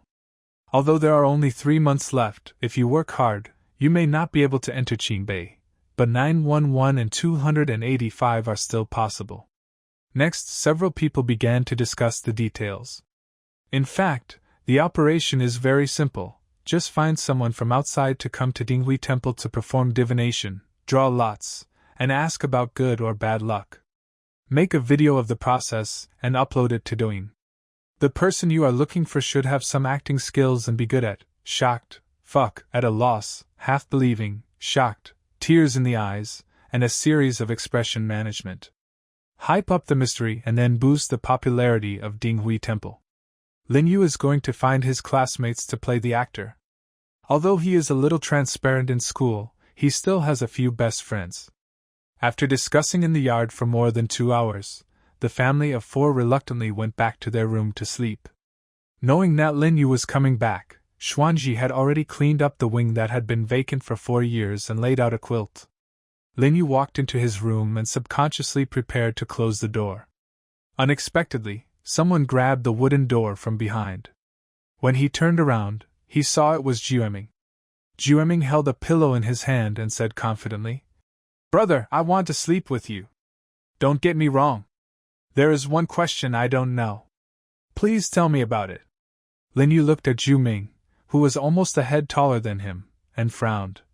"How old are you, and you still sleep with me? Look at my bed, which is only 1.5 meters tall. How can 2 big men sleep on it? Why can't you sleep well? Didn't we sleep together when we were kids? Are you still doing somersaults on this bed?" Just as Lin Yu was about to retort, a pretty figure opened the door and walked in. Looking up, Juehui hugged the pillow, looked at Lin Yu with a mean look and said, "Brother, I'm scared. You just talked about metaphysics and God-making. I was so panicked when I heard that I want to sleep with you." Lin Yu opened his eyes wide and said in disbelief, "You are 14 years old and a big girl, how can you still sleep with your brother? Why can't we sleep together? You used to hold me and help me pee when I was a child. Why can't we sleep together when we grow up? Avoid suspicion, you know?" Lin Yu said anxiously. "Jueming, you go too. I've been traveling all day and want to have a good rest. I have to rush back to school tomorrow morning."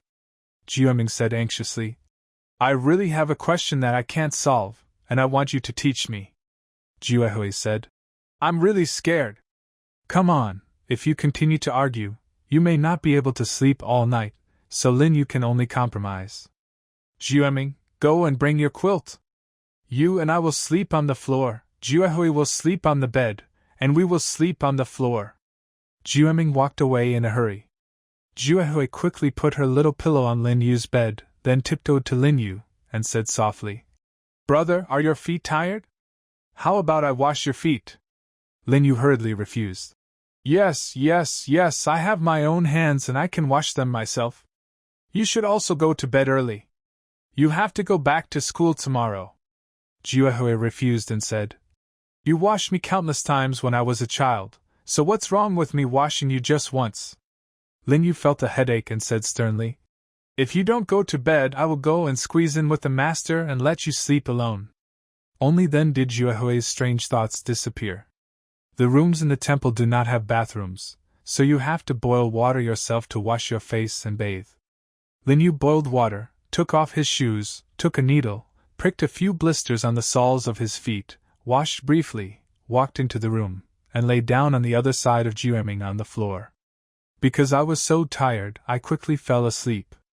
After Lin Xingnan and Xiao Zhao drove into the city, Xiao Zhao and Lin Xingnan were originally soldiers in the same army, and they had the same military rank, but Xiao Zhao changed careers and joined the Ministry of Human Resources. After entering the city, Xiao Zhao originally planned to send Lin Xingnan directly to his home, but Lin Xingnan was afraid that if he brought a male colleague home, his family would misunderstand him, so he refused. So, the two of them arrived at the Ministry of Human Resources and Armed Forces together, and then Lin Xingnan called his eldest sister Lin Xiaotong to ask her to pick him up. Lin Xiaotong was the vice president of the company. He happened to be in a meeting and had no time, so he turned around and prepared to contact Lao Qin.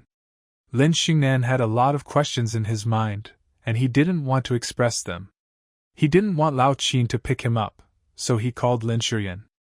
Lin Shurian was free, and half an hour later, he drove his Cullinan at the entrance of the People's Armed Forces Department. As soon as he got in the car, Lin Xingnan couldn't wait to ask, Second sister, what's going on with Lin Yu? The eldest sister said that he ran away from home, and he told me that he had severed ties with his family. What is going on? Also, where is Tianyang? Are you okay? Lin Shurian sat in the cab, pulled on the seat belt, and said with a smile, It's unexpected. I don't know who instigated this kid outside. When he came back, he almost pushed Tianyang into the swimming pool and drowned. So vicious? Lin Xingnan gritted his teeth and said, You are so weak, he almost killed Tianyang, and you let him go? No matter what, you have to teach me a lesson. If you don't teach me a lesson now, will you do it again when you grow up? Lin Shurian started the car and replied absently, Why didn't you teach him a lesson? Mom and Dad beat him up. It seems like my legs are broken. This kid seems to be a different person today. He has become tougher. Lin Shurian smiled and said, I won't talk about him anymore, it's unlucky. Let me talk about you. Last time I said I would transfer to the Qingdong branch, my dad went to the city for activities. I was told that I could transfer directly to the city bureau, how about it? Lin Xingnan did not answer Lin Shurian's question but asked, He pushed Tianyang into the swimming pool? Did you all see it? I remember when Tianyang was 12 years old, he participated in the school's sports meeting and chose swimming. He also won the runner-up in the 200-meter medley. How come he almost drowned after being pushed? Lin Shurian still said casually, You still need to see it? It's not like you don't know about his virtues. You also peeked at me bathing, stealing food, and stealing things from home to sell. He himself admitted it. How can this be false? Lin Xingnan stopped talking.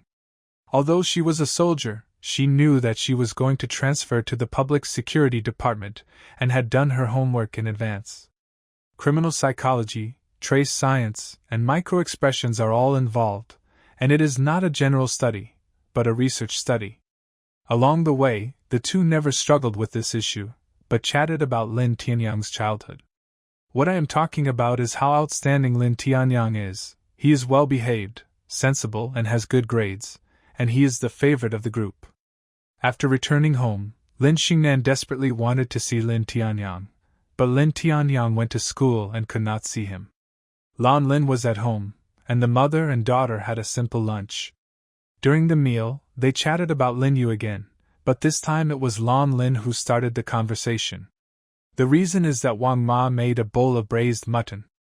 Looking at the mutton in the bowl, Lan Lin suddenly thought of her dog. I thought of my dog, which was killed by Lin Yu and made into dog meat. Maybe it was eaten like the mutton on the table, and I felt uncomfortable. What a sin I committed in my previous life! I gave birth to such a rebellious son and a dog as cute as Coke. He was able to kill me. My life is really miserable. When I first got married, when I gave birth to your eldest sister, your grandma didn't want to see me and said that I was giving birth to a girl. I was so angry that I gave birth to 7 of you before giving birth to this rebellious son. But within 2 months the child was lost. When we found him, the good child became like this. Lin Shiyan picked up a piece of mutton, put it into Lin Xingnan's bowl, and said, "Fourth sister, eat. I remember that you loved braised mutton the most when you were a child." Then he comforted Lan Lin and said, "Mom, the fourth sister can't go back many times a year. If we don't talk about these unhappy things, we still have Tianyang. I don't believe that Lin Yu can endure the hardships outside. In less than 10 days, he will definitely kneel in front of us and ask for our forgiveness. At that time, we will give him a good education, cut off his tuition fees, deprive him of food, and see if he still does evil." Lin Xingnan put the piece of mutton into his mouth and asked doubtfully, "Did Lin Yu eat the Coke? Is there any evidence? Did he admit it himself?" Just as Lin Shiyan was about to answer, Lan Lin burst into tears. "I'm so sorry for my Coke. He followed me as long as his hand was bigger. I raised him like a son for 2 years. Dog food alone costs more than 10,000 yuan per month, and various vaccines and examinations cost tens of thousands of yuan. Every time he hears my voice, he will run downstairs and jump into my arms like a baby. Such a well-behaved dog was killed by that traitor. It was nothing more than killing him, but he actually roasted him and ate him. If he hadn't admitted it himself, I wouldn't have been able to believe that there were such vicious children in the world." Lin Xingnan was shocked after hearing this. She didn't have much contact with her biological brother. In her impression, he was submissive, cautious, slovenly, and was incompatible with everyone in the Lin family. But it's not like killing small animals. This is typical McDonald's syndrome. Arson should be the next step. Unfortunately, Lin Yu grew up in a monk's temple and didn't know whether he wet the bed or not. On the other hand, Lin Tianyang wetted the bed when he was a child until he was 5 years old, and Su Li laughed at him for several years because of this old man. Lin Shiyan obviously didn't want to continue this heavy topic, so he changed the subject and said, "Is Tianyang going to the hospital for a checkup?" "Mom." Lan Lin put away her expression, wiped her tears and said, "The doctor said it's nothing, just a little frightened." Lin Xingnan ate a piece of braised mutton that Lin Shiyan gave him and found it delicious. He put another piece in his mouth and said vaguely, "What can happen? Tianyang is a good swimmer." Lan Lin put down her chopsticks heavily and said dissatisfied, "Xingnan, what are you talking about? People who can swim can't drown. Haven't you ever heard the saying, 'Drown those who know how to swim, and kill those who are stubborn'? Will Tianyang still frame Lin Yu? You know, he admitted this personally, but no one forced her. If you don't believe it, ask Shiyan." Lin Xingnan quickly lowered his head and said, "You know, Mom, you don't want others to say that the sky is not good. In fact, I am just analyzing and restoring the scene. I'm sorry, I've been a little obsessed with studying criminal investigation recently, and I seem to have developed an analytical addiction. Oh, by the way, you just let Lin Yu go like this." Lan Lin sighed and said, "Don't mention this rebellious son again. He may have been bewitched by his adoptive monk father and wanted to break away from us. Do we usually treat him badly? Shiyan, tell me, how do I treat him? How dare you treat me like this? I'm so angry. Ever since I entered this family, I've been doing this. I've been targeting Tianyang everywhere. I brought Tianyang from his infancy to this big age. Do I have to drive Tianyang away to make him happy?" Lin Shiyan also picked up a piece of mutton and put it into his mouth and said, "Didn't you hear that he forced Dad to choose? If you have to choose between him and Tianyang, you really overestimate yourself." Lin Xingnan had finished his meal, pushed the bowl in his hand, and subconsciously said, "Lin Yu, help me fill the bowl of soup." After these words were spoken, Lin Xingnan was stunned. In his mind, was this how he used Lin Yu?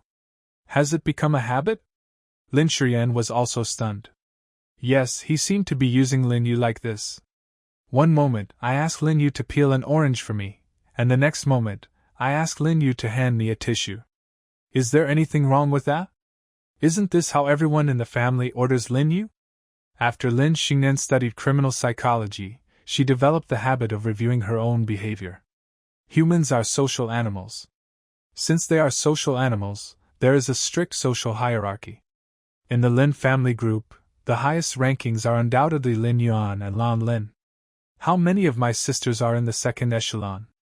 It seems that the second ranking is Lin Tianyang. So, where does Lin Yu rank? He is the only male with the blood of the Lin family. According to logic, where should he be ranked?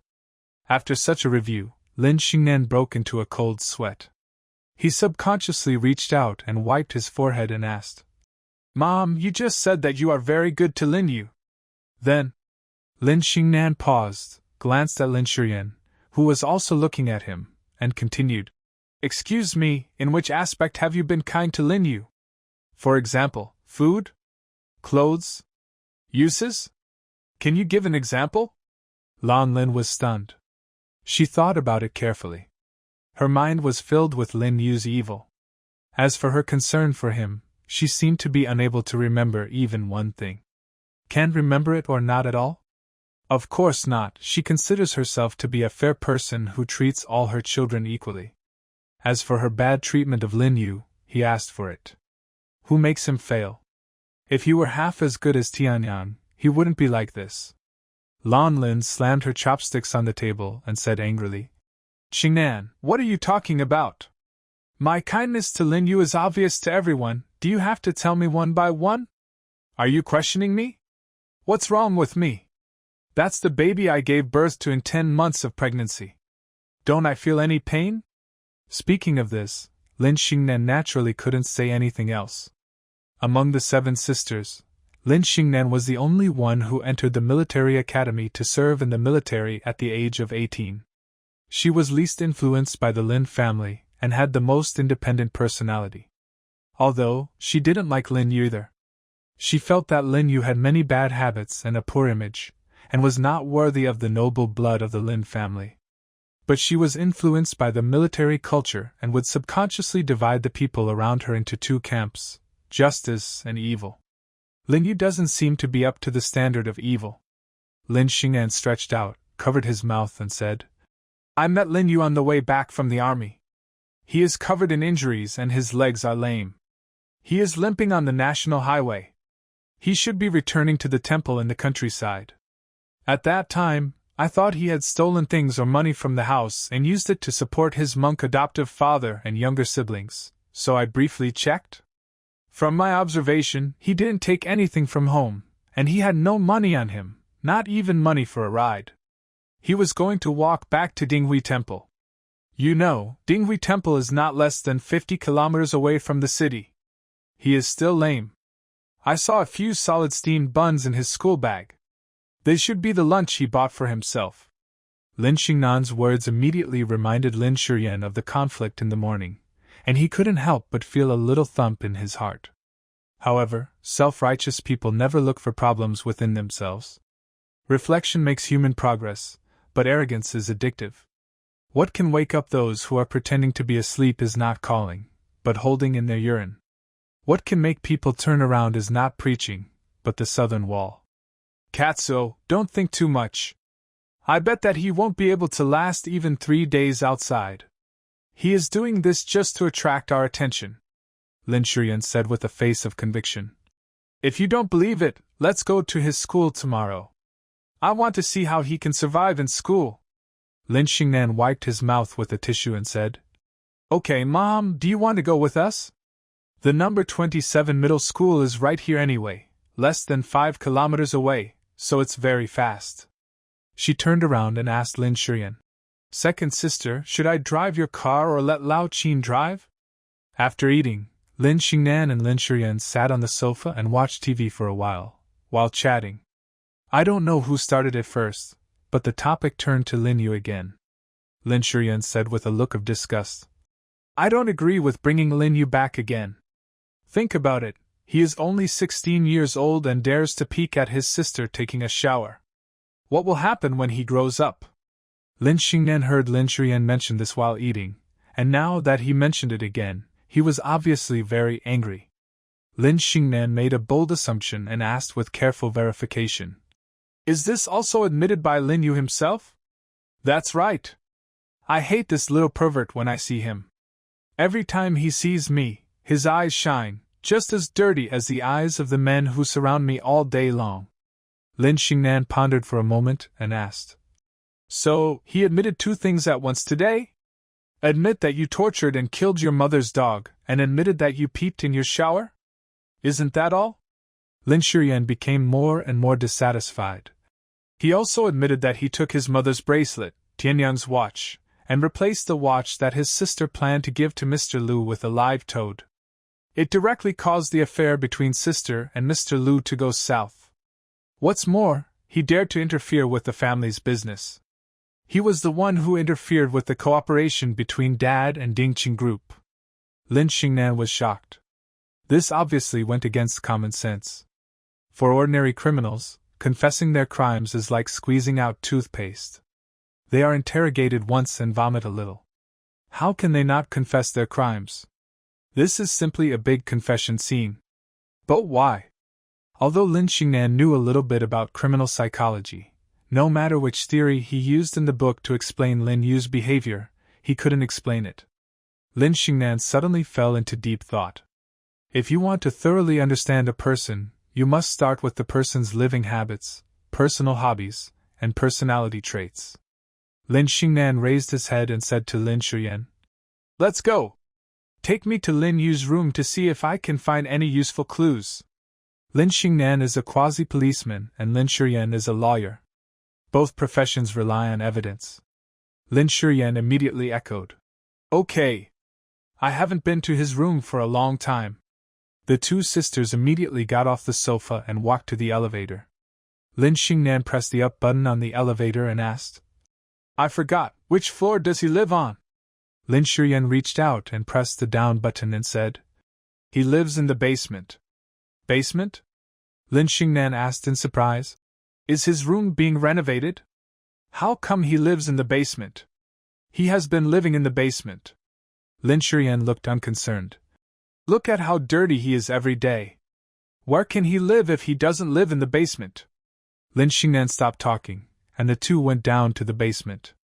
There are 3 rooms in the basement, a bathroom, a billiards room, and a movie room. 2 of the rooms are slightly larger. One is Wang Ma's room, and the other is Lao Qin's duty room. Lao Qin rarely stayed here, that is, when the Lin family had important gatherings, he would occasionally sleep here. There is also a smaller room, less than 6 square meters, under the stairwell, which is Lin Yu's room. Lin Xingnan was shocked when he opened the door. The room was clean and tidy, with a 1.2-meter bed placed against the wall. The quilt on the bed was just like the ones he had folded in the army, as neat as tofu cubes, which showed that Lin Yu was an extremely clean person. Opposite the bed is a writing desk, which is only 40 centimeters wide.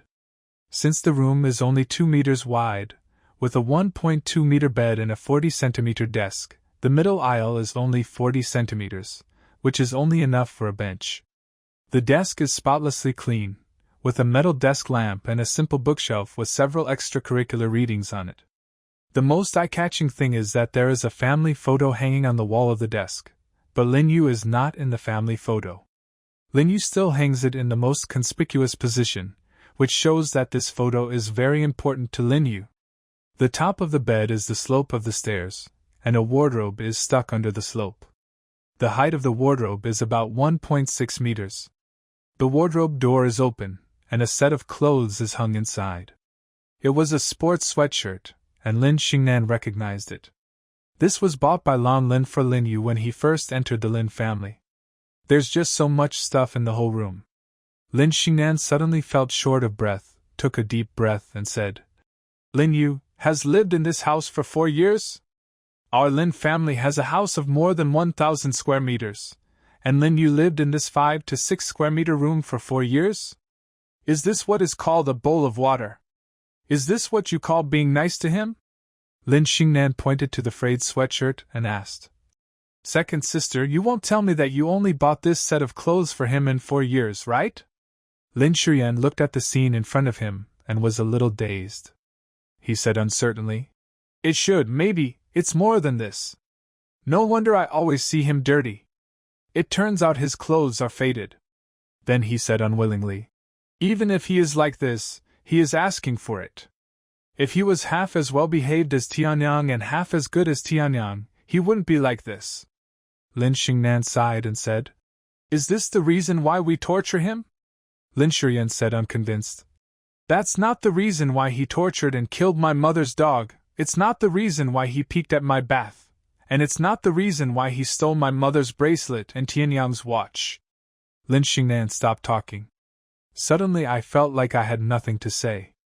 Lin Xingnan suddenly felt like he had caught the bad guy, and the two of them walked silently from the basement to the first floor. The two sat on the sofa again, and there was a long silence. Lin Xingnan looked at the yard outside the window and saw the swimming pool in the yard. He suddenly had the urge to thoroughly investigate whether Lin Yu was a bad boy. Years of military career have developed her calm and rational habits and character. What to check? If it is found out that Lin Yu was wrongly accused, it means that the family is full of bad people, which is a consequence that he cannot bear. If among all the people in the family, one person must be sacrificed to help the whole family, then this person must be Lin Yu. It was insignificant. Compared with the truth and family love, Lin Xingnan chose family love without hesitation. He subconsciously excluded Lin Yu from his family circle. Soon night came. Knowing that Lin Xingnan was going home today, Lin Yuan, who usually went home at 9 o'clock, went home at 5 o'clock. The eldest sister Lin Xiaotong also arrived home at around 6 o'clock. Lao Qing brought Lin Tianyang back from school. Except for a few people who were working and studying in other places, the rest of the Lin family came back. When Lin Tianyang saw Lin Xingnan, he looked surprised and shouted, Fourth sister, I have finally met you. Do you know? You have missed me so much since you left. Lin Xingnan subconsciously wanted to touch Lin Tianyang's head, only to realize that Lin Tianyang was already over 1.8 meters tall, and he could no longer reach his head. Lin Xingnan stepped forward and patted Lin Tianyang on the shoulder and said with a smile, Tianyang, look what the fourth sister brought you. After speaking, he took out a package from the box behind him. Lin Tianyang couldn't suppress the excitement on his face when he saw Lin Xingnan going to get the gift. He got countless gifts, big and small. The expensive ones cost more than 1 million, and the cheapest ones cost less than 100,000. This senior sister has been serving as a soldier outside for so many years. The gift she brought to herself this time must be very expensive. Maybe it was her own Bugatti's sports car that I miss so much. Lin Tianyang and everyone watched as Lin Xingnan carefully opened the package, revealing a foot-long saber. When everyone saw the saber, they were all stunned. Lin Yuan blamed him. Tianyang is still a high school student, how could you give him a dagger? The moment Lin Tianyang saw the saber, the naked disappointment in his eyes nearly overflowed his eyes. Although he immediately began to manage his expression to hide this explicit disappointment. But he was still caught by Lin Xingnan's sharp eyes. Lin Tianyang let out an exaggerated laugh and said to Lin Yuan, Dad, the fourth sister must have a reason for giving me a saber. Let alone a saber, even if the fourth sister gives me a fork, I will treat it as a treasure. It was this sentence that made Lin Xingnan feel resentful towards the younger brother in front of him for the first time. I feel that the emotion grafted onto Lin Tianyang is too fake, too obvious, and too deliberate. Lin Xingnan touched the saber in his hand and said, Dad, when I was a soldier, I was only 17 years old, which was 1 year older than Tianyang. This saber has been with me for 5 years. It is my most trustworthy comrade in arms and is of great significance. I have sharpened the edge of this saber, and now it is just a souvenir. After hearing what Lin Xingnan said, everyone felt that this knife was of great significance, so Lin Yuan said nothing more. Lin Xingnan then said, Tianyang, if you don't like it, fourth sister will buy you a gift another day, okay? Lin Tianyang quickly took the saber, with an exaggerated and intoxicated look on his face. Who said I don't like it? I dream of galloping on the battlefield and establishing military merit. If possible, I also want to enter the military academy and become a home guard like the fourth sister. Country's soldiers. Next comes the banquet moment. The banquet that was supposed to be for Lin Xing, the leading actor, seemed to be Lin Tianyang's leading role from the beginning. On Lin Tianyang's left is Lan Lin, and on his right is Lin Xiaotong. Lan Lin picked up a sea ginseng, put it to her mouth and blew it, then put it directly into Lin Tianyang's mouth, saying with a doting look on her face, Tianyang, I haven't eaten at home for several times recently, and I have lost weight. Lin Xiaotong on the right scooped up a spoonful of bird's nest and handed it to Lin Tianyang. She said with a distressed look on her face, Tianyang, you must be nervous about your studies in the senior year of high school. Eat some bird's nest to nourish your brain. Even Lin Shuyan, who was sitting opposite, stretched out his arms to pick up food for Lin Tianyang. Lin Yuan, who was sitting in the main seat, looked at the happy family with a happy face, an ant's smile on his face. Lin Xingnan suddenly thought of Lin Yu he met on the road. She really couldn't figure out why Lin Yu was still so thin with the food conditions at home. And also gnawing on white steamed buns. That thing would never be served in the Lin family. In the eyes of the Lin family siblings, white steamed buns are simply unpalatable. Is this what is called a bowl of water? Lin Xingnan picked up the wine glass on the table and drank it all in one gulp. He stood up and left the table with a gloomy look on his face. This meal was depressing. Seeing Lin Xingnan leave the table, Lin Yuan frowned and asked, Xingnan, are you feeling uncomfortable? It's rare for the whole family to get together to have a meal today. Who are you showing off to? Lin Xiaotong also said, Xingnan, this is your wedding banquet. What's going on with you leaving? Be sensible, sit down and eat. Don't bring the emotions from work to the house. Dad has already helped if you are active. Even if you can't get into the city bureau, you won't vent your anger on your family. Lin Xingnan was stunned. I simply didn't want to eat. So why did it suddenly escalate to the point of angering my family? Lin Shuyan and Lin Xingnan had a close relationship, so they quickly came out to smooth things over. Mom, Dad, sister, I don't think Xingnan meant that. We were talking about work in the afternoon. Xingnan said, even if it's the Qingdong branch, it's very good and close to home. The work pressure is low, and you don't have to go to the city. After finishing speaking, Lin Shuyan quickly winked at Lin Xingnan and motioned for Lin Xingnan to sit down. This immediately aroused Lin Xingnan's temper. Lin Xingnan stood by the table, looked at everyone, calmed down and said, If I don't continue to sit down and eat this meal, will you chase me away?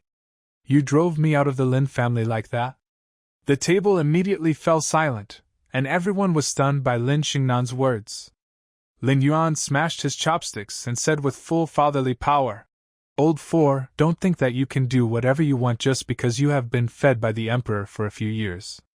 I tell you, in this family, I still have the final say. Eat it or not, get out. Lan Lin quickly stopped Lin Yuan and said to Lin Xingnan, Xingnan, what are you talking about? How can you compare yourself with Lin Yu? You are the child we raised, while Lin Yu grew up outside. How can we treat him like this? And it's for his own good. Since my mother has come out to persuade me, if I continue to be stubborn, it would be a bit unreasonable. Lin Xingnan sat down depressedly, picked up the bowl in front of her, put a few chopsticks into her mouth, and didn't eat the vegetables. He stood up and touched his belly exaggeratedly and said, I'm so full. Aunt Wang's cooking skills are getting better and better. I'm full. I have something else to do. I'll go upstairs first. You guys take your time eating. Bye. There was a table full of dishes, but Lin Xingnan didn't touch a single bite with her chopsticks, and just ate a small bowl of white rice. Lin Xingnan's departure left the table of Lin family members looking at each other in bewilderment. Lin Yuan tried to save face. This damn girl has been rebellious since she was young. I originally wanted to send her to the army to gain some experience to get rid of her bad temper, but who knew that her temper would get worse? Everyone eat, ignore her. Lin Tianyang was chewing the ginseng that Lan Lin fed him. He didn't know whether to chew it or not. He felt hatred and fear in his heart. He had a strong sense of crisis, and even if he pushed Lin Yu away, he would still not be safe. It seems there is still a long way to go. Lan Lin saw Lin Xingnan carrying her army bag and about to go upstairs, so she quickly shouted, "Xingnan, where are you going? Your room is not ready yet. You haven't lived at home for more than a year. Your room is not ready yet. Tianyang put a toy in it. I'll ask Aunt Wang to pack it up and put it in Lin Yu's room in the basement first." Lin Xingnan was stunned. "I have been traveling around the country for training for more than a year. Have I not been able to stay at home? Even my room has been occupied?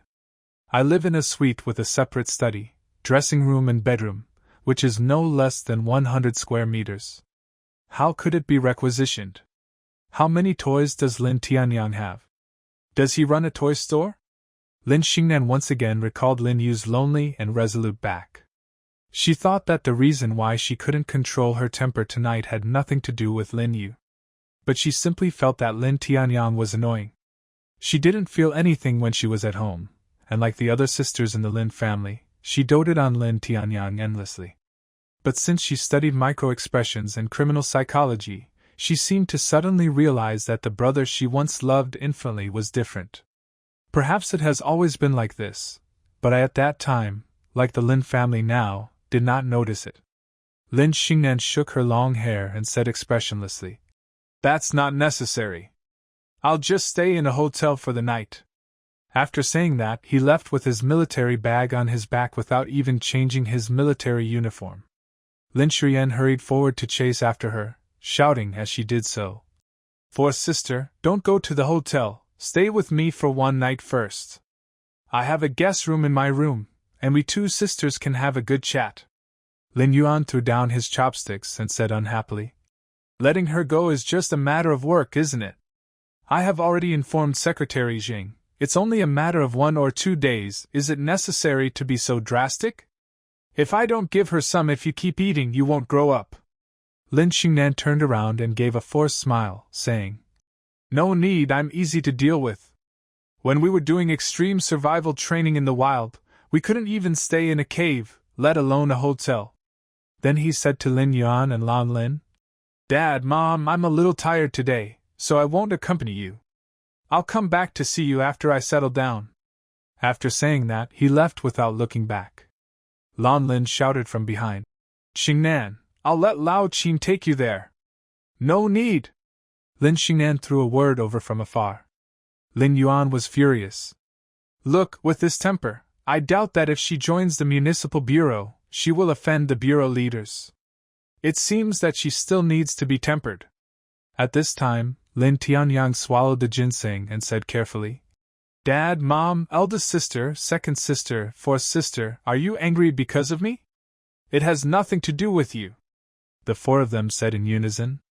At 5 o'clock the next morning, Lin Yu poked his head out of bed, carefully lifted the quilt, put on his clothes, and just as he walked to the bathroom to wash up, he heard a light cough. Xian Su was already standing at the door waiting for him. "Master, you're not feeling well, why don't you get more sleep?" Lin Yu said in a reproachful tone. Xian Su took out a cloth package from his monk's robe with rustling noises. He opened the package, revealing a large stack of RMB inside. At a quick glance, there were about 4,000 or 5,000 yuan.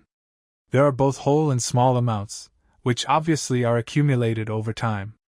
Xian Se handed the money in his hand to Lin Yu and whispered, This is the money I saved from delivering food some time ago. You can use it first. If you want to eat something, just buy it. The college entrance exam is just a few months away, don't starve yourself." Lin Yu was touched and pushed Xian Se's hand away and said, "Master, I don't want your money. I have money. I have grown up and I can make money myself. I'll keep this money for you in case. If there is an emergency, we can also deal with it. You have money? Are you still planning to walk to school today? Although I don't have much ability, I can still support my own son. Just take it if I ask you to. When you make money, you can support me in my old age." Lin Yu almost shed tears when he heard this. He could only take the money from Xiance's hand and put it carefully in his pocket.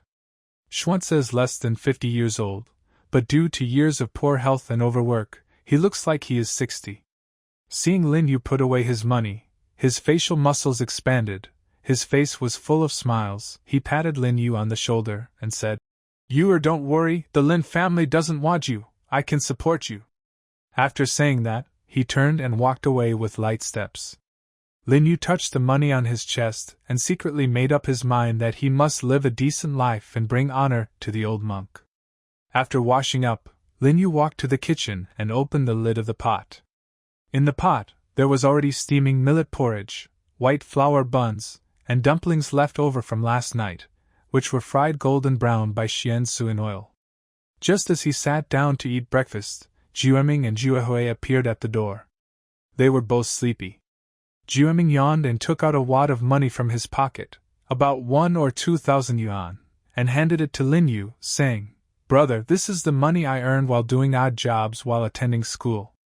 You can use it first. If it's not enough, I have more. Don't starve yourself. Juehui also took out a wad of money from his pocket, and was about to speak when Lin Yu quickly stopped him and said, What are you doing? Helping the 5 guarantee households? Am I that poor? Put the money away quickly, or I'll get angry. Don't force me. Lin Yu's eyes were covered with mist, and he suddenly smiled and said, Don't force me to take it. Jueming and Juehui were a little timid when they saw Lin Yu getting angry, but suddenly they felt relieved when they saw Lin Yu smile. They quickly put the money on the table and turned around and left quickly. Lin Yu took a look at the money on the table. There were both whole and small amounts. It was a pile of money with a story. Every bill was stained with the blood and sweat of his younger brothers and sisters. Lin Yu naturally would have used their money, not even Xuanchai's money. Are you kidding me? How can such a big family with little money bear the risks? Lin Yu put the money away and put it with Xiance's money. He only took out 100 yuan as travel expenses, and then put the rest under Xiance's pillow. Then he picked up his school bag and walked out of Dinghui Temple. It was almost 6 o'clock at this time. Facing the gentle morning glow, life was full of hope. When we were approaching the school gate, a fat man hurriedly walked towards us. The fat man was 1.8 meters tall and weighed 100 kilograms. He was running all the way. His fat face was covered with sweat, and his head was steaming. When the students along the way saw this fat man with a body like a tank, they all hid far away, except Lin Yu. He knew the fat man. He was his classmate and desk mate. According to the head teacher, a fat person should ride with a thin person so that the seats will not be crowded. The friendship between the two is average. This fat man was once his young boss. He is the son of the owner of Sihai Restaurant. Sihai Restaurant specializes in seafood, and its dishes cater to the middle class, and the business is very good. Lin Yu didn't have enough tuition. He once washed dishes and worked as a waiter at Sihai Restaurant, so he interacted with fat people more often. The fat man's name is Zhang Shi, who is exactly the opposite of Lin Yu. Lin Yu thinks that he and Zhang Shi have a normal relationship, but Zhang Shi thinks that Lin Yu is his lover. It's not that Lin Yu doesn't want to make friends with Zhang Shi, but that Lin Yu is too poor. When people are poor to a certain extent, they must reduce all useless social interactions. Lin Yu will not participate in any gatherings or dinners that cost money. Not just for Zhang Shi, but for all students in the class. Zhang Shi ran all the way to Lin Yu and gasped, "You run so fast. I chased you all the way but couldn't catch up. Why didn't you come to class yesterday?" "Something happened at home," Lin Yu said calmly. "Are you okay?" "It feels like being rejected from thousands of miles away. It's like this. Tomorrow, my restaurant is hosting a few wedding banquets. It's quite busy and is seriously short of manpower." The fat man calmed down a little and said, "Didn't you work as a handyman at my house? What I mean is, tomorrow you can go help." Originally, the old man only wanted to give you 300 yuan, but I told him that 300 yuan is too stingy.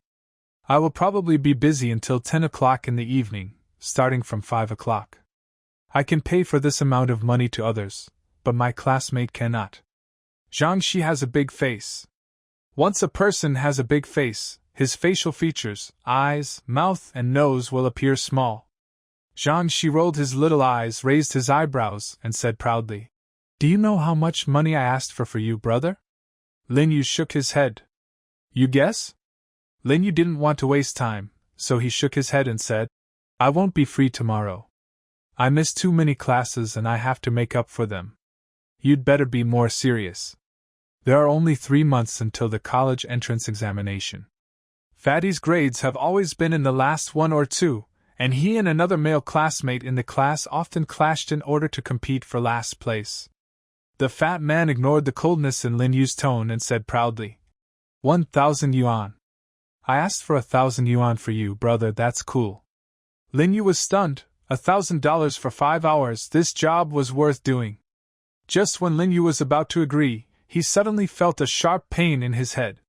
The pain came and went away just as quickly, in just a few seconds. Lin Yu shook his head and suddenly remembered something big. Lin Yu suddenly remembered the corner of the future he saw when he was on the verge of death. Those short few minutes were infinitely stretched into half a lifetime. All the people and things related to him seemed to have inertia, as if he was still alive, recreating his own life. And in this life, there is this fat man. This fat man also said the same thing to himself. He also agreed to this classmate's kindness and planned to work in Sihai restaurant to earn this 1,000 yuan. After all, Lin Yu needed money very much. But when he was about to go to the hotel tomorrow, he encountered Lin Xingnan and Lin Shiyan's obstruction. The two stopped Lin Yu and prevented Lin Yu from going. Originally, the two of them just wanted to watch Lin Yu's jokes, but they accidentally saved their lives, because tomorrow night, there would be a big explosion and fire in Sihai restaurant. The death toll in this accident is unknown, and the cause of the fire is unknown. But one thing, Lin Yu clearly remembered, was that the parents of the fat man in front of him lost their lives in the explosion. The fat man dropped out of school because of this incident. All the property of Sihai restaurant was paid to the victims. The original property of hundreds of millions disappeared overnight. The fat man who became an orphan, had no money and no home, quickly became skinny, and disappeared from Lin Yu's sight. Lin Yu broke into a cold sweat and said to Jiangxi, "Fat man, do you believe me?" Jiangxi still had an expression on his face that said, "Please praise me." After hearing Lin Yu's words, his expression softened slightly, nodded, and said, "If I don't believe you, who should I believe? You are the only one in the class who doesn't mind me eating in class. You are the most trustworthy person in this life, besides my father." Lin Yu said solemnly, "That's good, listen to me, call your dad quickly and ask your dad to cancel all the wedding banquets tomorrow, and no one should stay in the restaurant, just close it." Jiangxi was stunned for a moment, then smiled and said, "Are you kidding? We have collected the deposit, bought all the vegetables, and sent out wedding invitations. How can we not do it even if we say we can't do it? If you really don't want to help, I'll just find someone else. I'll ask other students for only 300 yuan, he." At this time, 2 pretty female classmates happened to come towards them. One of them was a fat girl. Jiangxi chased him for a long time. When he saw the person he liked in front of him, Jiangxi immediately dropped Lin Yu and went to the 2 girls. The classmates walked away. He also told Lin Yu, "I know you haven't had breakfast, so I brought you breakfast and put it in the drawer of your desk." The fat man left like a gust of wind, leaving behind a strong smell of sweat. Lin Yu looked confused. He didn't know how to explain it to Jiangxi. Even if he explained it, Jiangxi probably wouldn't believe it. Don't say Jiangxi doesn't believe it, whoever tells it to him will believe it. Maybe I was overthinking it. Lin Yu shook his head and walked to the classroom. It is morning reading time now, and except for the 7 or 8 students who have self-exiled, everyone in the class is already sitting at the table. Sure enough, Lin Yu found steamed buns and soy milk in his drawer. Lin Yu held the breakfast that Fatty bought for him in his hand. He thought for a moment that since he couldn't change the outcome of the future, he might as well take advantage of it. After all, no one is anyone's god. You can't change the trajectory of other people's lives, just like you can't change the Lin family's view of you no matter how hard you try. Lin Yu's original plan was to use internet hype to turn his master into an internet celebrity, and Dinghui Temple into a famous temple. When fame comes, wealth will naturally follow. The actor hadn't settled yet, but suddenly met Zhang Shi, which awakened a specious memory of his future. Regardless of whether something will happen or not, it is always good to be reminded after all. Lin Yu took out his mobile phone and sent a WeChat message to Xian Chai. The reason why Xuanji became a monk was not due to chance or seeing through the world of mortals, but because Xuanji went to a Buddhist college and university. Yes, the old monk is still a college student, but his major is a bit unpopular. Therefore, Xuanji has a strong ability to accept new things. He even opened a Weibo in the past few years and often talked about some Buddhist knowledge. However, he only has very few fans and almost no one cares about it. Later, short videos became available, and Xuanzai occasionally showed scenes of doing things for others, but the response was also very few. Lin Yu sent a WeChat message to Xian Chai. The content of the WeChat message was, "Master, please post on Weibo and say that there will be an explosion at the Sihai restaurant at number 28 Xiangqing Road at about 9 o'clock tomorrow night. Please tell people passing by to take shelter and avoid entering the Sihai restaurant if necessary." Lin Yu's plan is that if there is no explosion in Sihai restaurant tomorrow, there are only a few people on Xuanji's Weibo, and no one will pay attention to this joke like Weibo. If an explosion really occurs, then Xuanzai may rely on this god's prediction to attract a wave of traffic, which is much better than asking an actor to interpret it. Originally, Lin Yu wanted to ask the fat man to be an extra with a few classmates around him, but now the schoolwork is tight. A trip to Dinghui Temple takes 2 hours, and he has to record videos, which delays his classmates' studies. Classmates are influential after all. Unless the fat man cheats on his studies, he is more likely to go to a technical school and inherit his father's legacy. My father is an excellent cook, and he will probably become a chef in the future. After the message was sent, Xianqi only replied with the word "oh," without asking why or being surprised. Lin Yu didn't think much about it. After sending the message, Lin Yu opened the textbook. His grades were seriously biased. He studied science, and the science subject he chose was physics. In addition to Chinese and mathematics, including chemistry, every time I take the test, I get close to full marks, but the bad thing is in physics. He often scores more than 40 points in physics exams with a score of 100, as if he was born without any physical skills. If physics hadn't held him back, he would have been ranked in the top 5 in the school. Therefore, learn where you are weak first. Lin Yu took out his physics book and prepared for a big attack. Looking at the questions in the book and the exercise book, Lin Yu was shocked. The questions that he could not solve even if he scratched his scalp before were now very easy. Lin Yu didn't believe it at first, so he took out the previous mock exam paper, tried it again, then compared the answers and gave himself a score of 100 points. Lin Yu was ecstatic in his heart. Could it be that after his rebirth, he suddenly opened up his second line of Ren and Du where he studied physics? Lin Yu smiled. Having made up for his shortcomings, it is certain to surpass Lin Tianyang. Although Lin Tianyang went to a Qihai school, an aristocratic school, and received an elite education, as long as the physics problem is solved, Lin Yu is confident that he will enter the province. Top 10. After closing the physics book, Lin Yu's mouth corners couldn't be stopped from rising even with a weight. It seems that my rebirth still has a golden finger. With physics in hand, I have the world. At this time, a girl walked in with a lot of papers and books in her hands. The girl is wearing student uniform, about 1.65 meters tall, and has a cold temperament. The girl was Li Ruochen, the physics class representative. When Li Ruochen saw Lin Yu with a silly smile on his face, he put down the papers and books in his hands, frowned and shouted, "Lin Yu!" Lin Yu immediately stopped his silly smile, raised his head and glanced at the girl in front of him, and subconsciously said, "Is something wrong?" Li Ruochen is the representative of the physics class, and Lin Yu is an excellent student in all subjects except physics. They are the focus of a group of people who are under the teacher's attention and want to save them with all their strength. As long as Lin Yu's physics improves, he might be able to create a miracle for number 16 middle school, and all the head teachers attach great importance to it. Did you do the questions I gave you last time? Li Ruochen said with a tone that said he hated iron and steel. There are still 3 months left. It is impossible to expect your physics to improve greatly. These questions are all key points, must-take questions. So even if you memorize it, you must memorize it, so that you can have a chance in the future. Lin Yu didn't come to class yesterday, so he didn't know what the questions were. He subconsciously flipped through the books on the table, and sure enough, there were 2 test papers under the books. After a quick glance, these are questions that have a high probability of appearing in the physics college entrance examination in the past, and they are indeed required questions.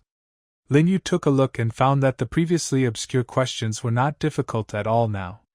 So he flicked the corner of the test paper with his finger, and said with a smile, "Classmate Li, I seem to know all these questions." Li Ruochen had already picked up the book and was about to leave. After hearing Lin Yu's words, he slapped Lin Yu on the head with the book in his hand, and said angrily, "Will you die if you don't brag? You can't get good grades by bragging in the college entrance examination. I advise you to be pragmatic. The ideas for solving the problems are on the next page. Study them carefully and memorize them so that you can get into a good university in the future. It can also reduce the burden on your family." Since Lin Yu has always been very low-key, he usually dresses very simply, and eats basically white rice and vegetarian dishes. It is rare to see him eating meat dishes in the cafeteria. Li Ruochen and all the classmates in the class thought that Lin Yu's family was poor. There were even rumors that Lin Yu was an orphan. His father was arrested and imprisoned, his mother remarried, and he was raised by his grandmother. In fact, during the whole high school year, Lin Yu had already joined the Lin family and was the only son of the Lin family worth tens of billions. However, being the only son of the Lin family did not improve his life at all. On the contrary, it was even more difficult for him than living in Dinghui Temple. In Dinghui Temple, although life was poor, I could still feel the warmth of family, and the Lin family was like a prison of family ties. Seeing that Li Ruochen didn't believe it, Lin Yu took out his pen and said, "If you don't believe it, I can show it to you now." After saying that, he immediately started working on the questions without waiting for Li Ruochen to express his position. Li Ruochen didn't believe it at first, but when Lin Yu solved the 4th question, Li Ruochen was stunned. These questions were chosen from the common types of questions in the college entrance examination. They were not difficult, but Lin Yu was able to do them easily. And for 2 of the questions, the problem-solving ideas used by Lin Yu were actually different from the ones he provided. The teacher had not taught this kind of thinking. It is estimated that no one in the whole school had used this kind of problem-solving thinking. In less than 10 minutes, Lin Yu had finished half of the questions, and Li Ruochen was shocked. Li Ruochen was attracted by Lin Yu's problem-solving ideas, and his eyes couldn't help but look at Lin Yu, who was immersed in the problem-solving process. Lin Yu lowered his head. A strand of long hair half-covered Lin Yu's face. His clear facial features and white skin actually had faint scars. Such an image of Lin Yu reminded Li Ruochen of a word, a tearing man. Just like a boy coming out of a comic book. It's not that Lin Yu wanted to grow his hair long, but he really didn't have the money to get a haircut.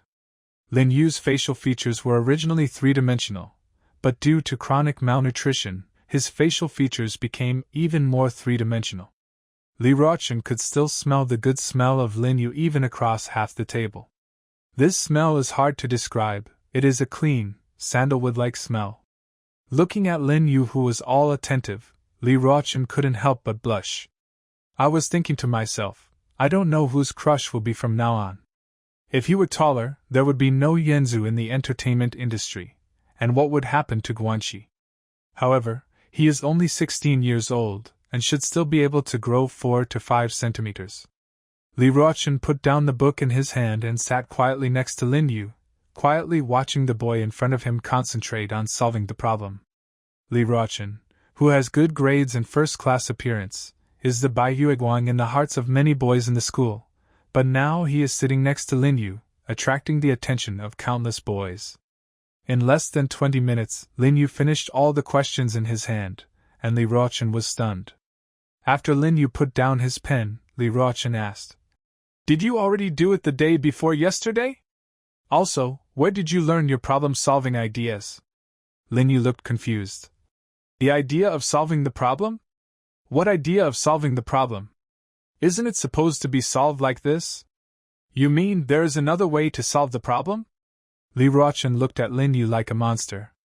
He was not sure whether Lin Yu really didn't understand or was in Versailles. He took out another question booklet from his hand, handed it to Lin Yu and said, "Will you try these again?" As the representative of the physics class, Li Ruochen is definitely the best in physics in the class, and he usually has higher requirements for himself than ordinary students. The questions in her hand are beyond the scope of teaching high school students. They are test questions for international physics competitions. Those who can solve these questions are either physics madmen or monsters with superior IQs. Although she knows the answers, Li Ruochen still hasn't understood them thoroughly. She didn't believe that Lin Yu could change from a nearly bottom student in physics to a top student in physics overnight, unless he was just pretending before. Lin Yu took the test question from Li Ruochen's hand, and his eyes were immediately attracted by the questions above. Lin Yu had never seen these questions before. Some of the questions seemed simple, but if you think about it carefully, you will find that there are obscure physical variables hidden in them. Lin Yu was not sure if he could solve it, so he said to Li Ruochen, "I'm not sure if I can solve this. Let me think about it." Li Ruochen felt disappointed in his heart. He had indeed memorized the required test questions before. Lin Yu's memory is astonishing, with almost a photographic memory. This is something that the entire class knows. It is easy to recite more than 100 physics questions. Lin Yu was immediately immersed in his ideas for solving the problem. Sometimes he held his chin in his arms and thought long and hard, and sometimes his pen moved like flying. Soon, Lin Yu used incredible methods to solve the first few questions. Li Ruochen was stunned again. It was certain that the questions in her hand were specially downloaded by the teacher from the International Physics Forum for her. It's just a matter of interest, and I don't expect her to be able to figure it out. But Lin Yu solved it, and the problem-solving method was not a standard method. Some methods seemed clumsy, but it was not until he solved the problem that he discovered that this was the most subtle and fastest way to solve the problem. Could it be that the boy in front of me is an untapped physics genius?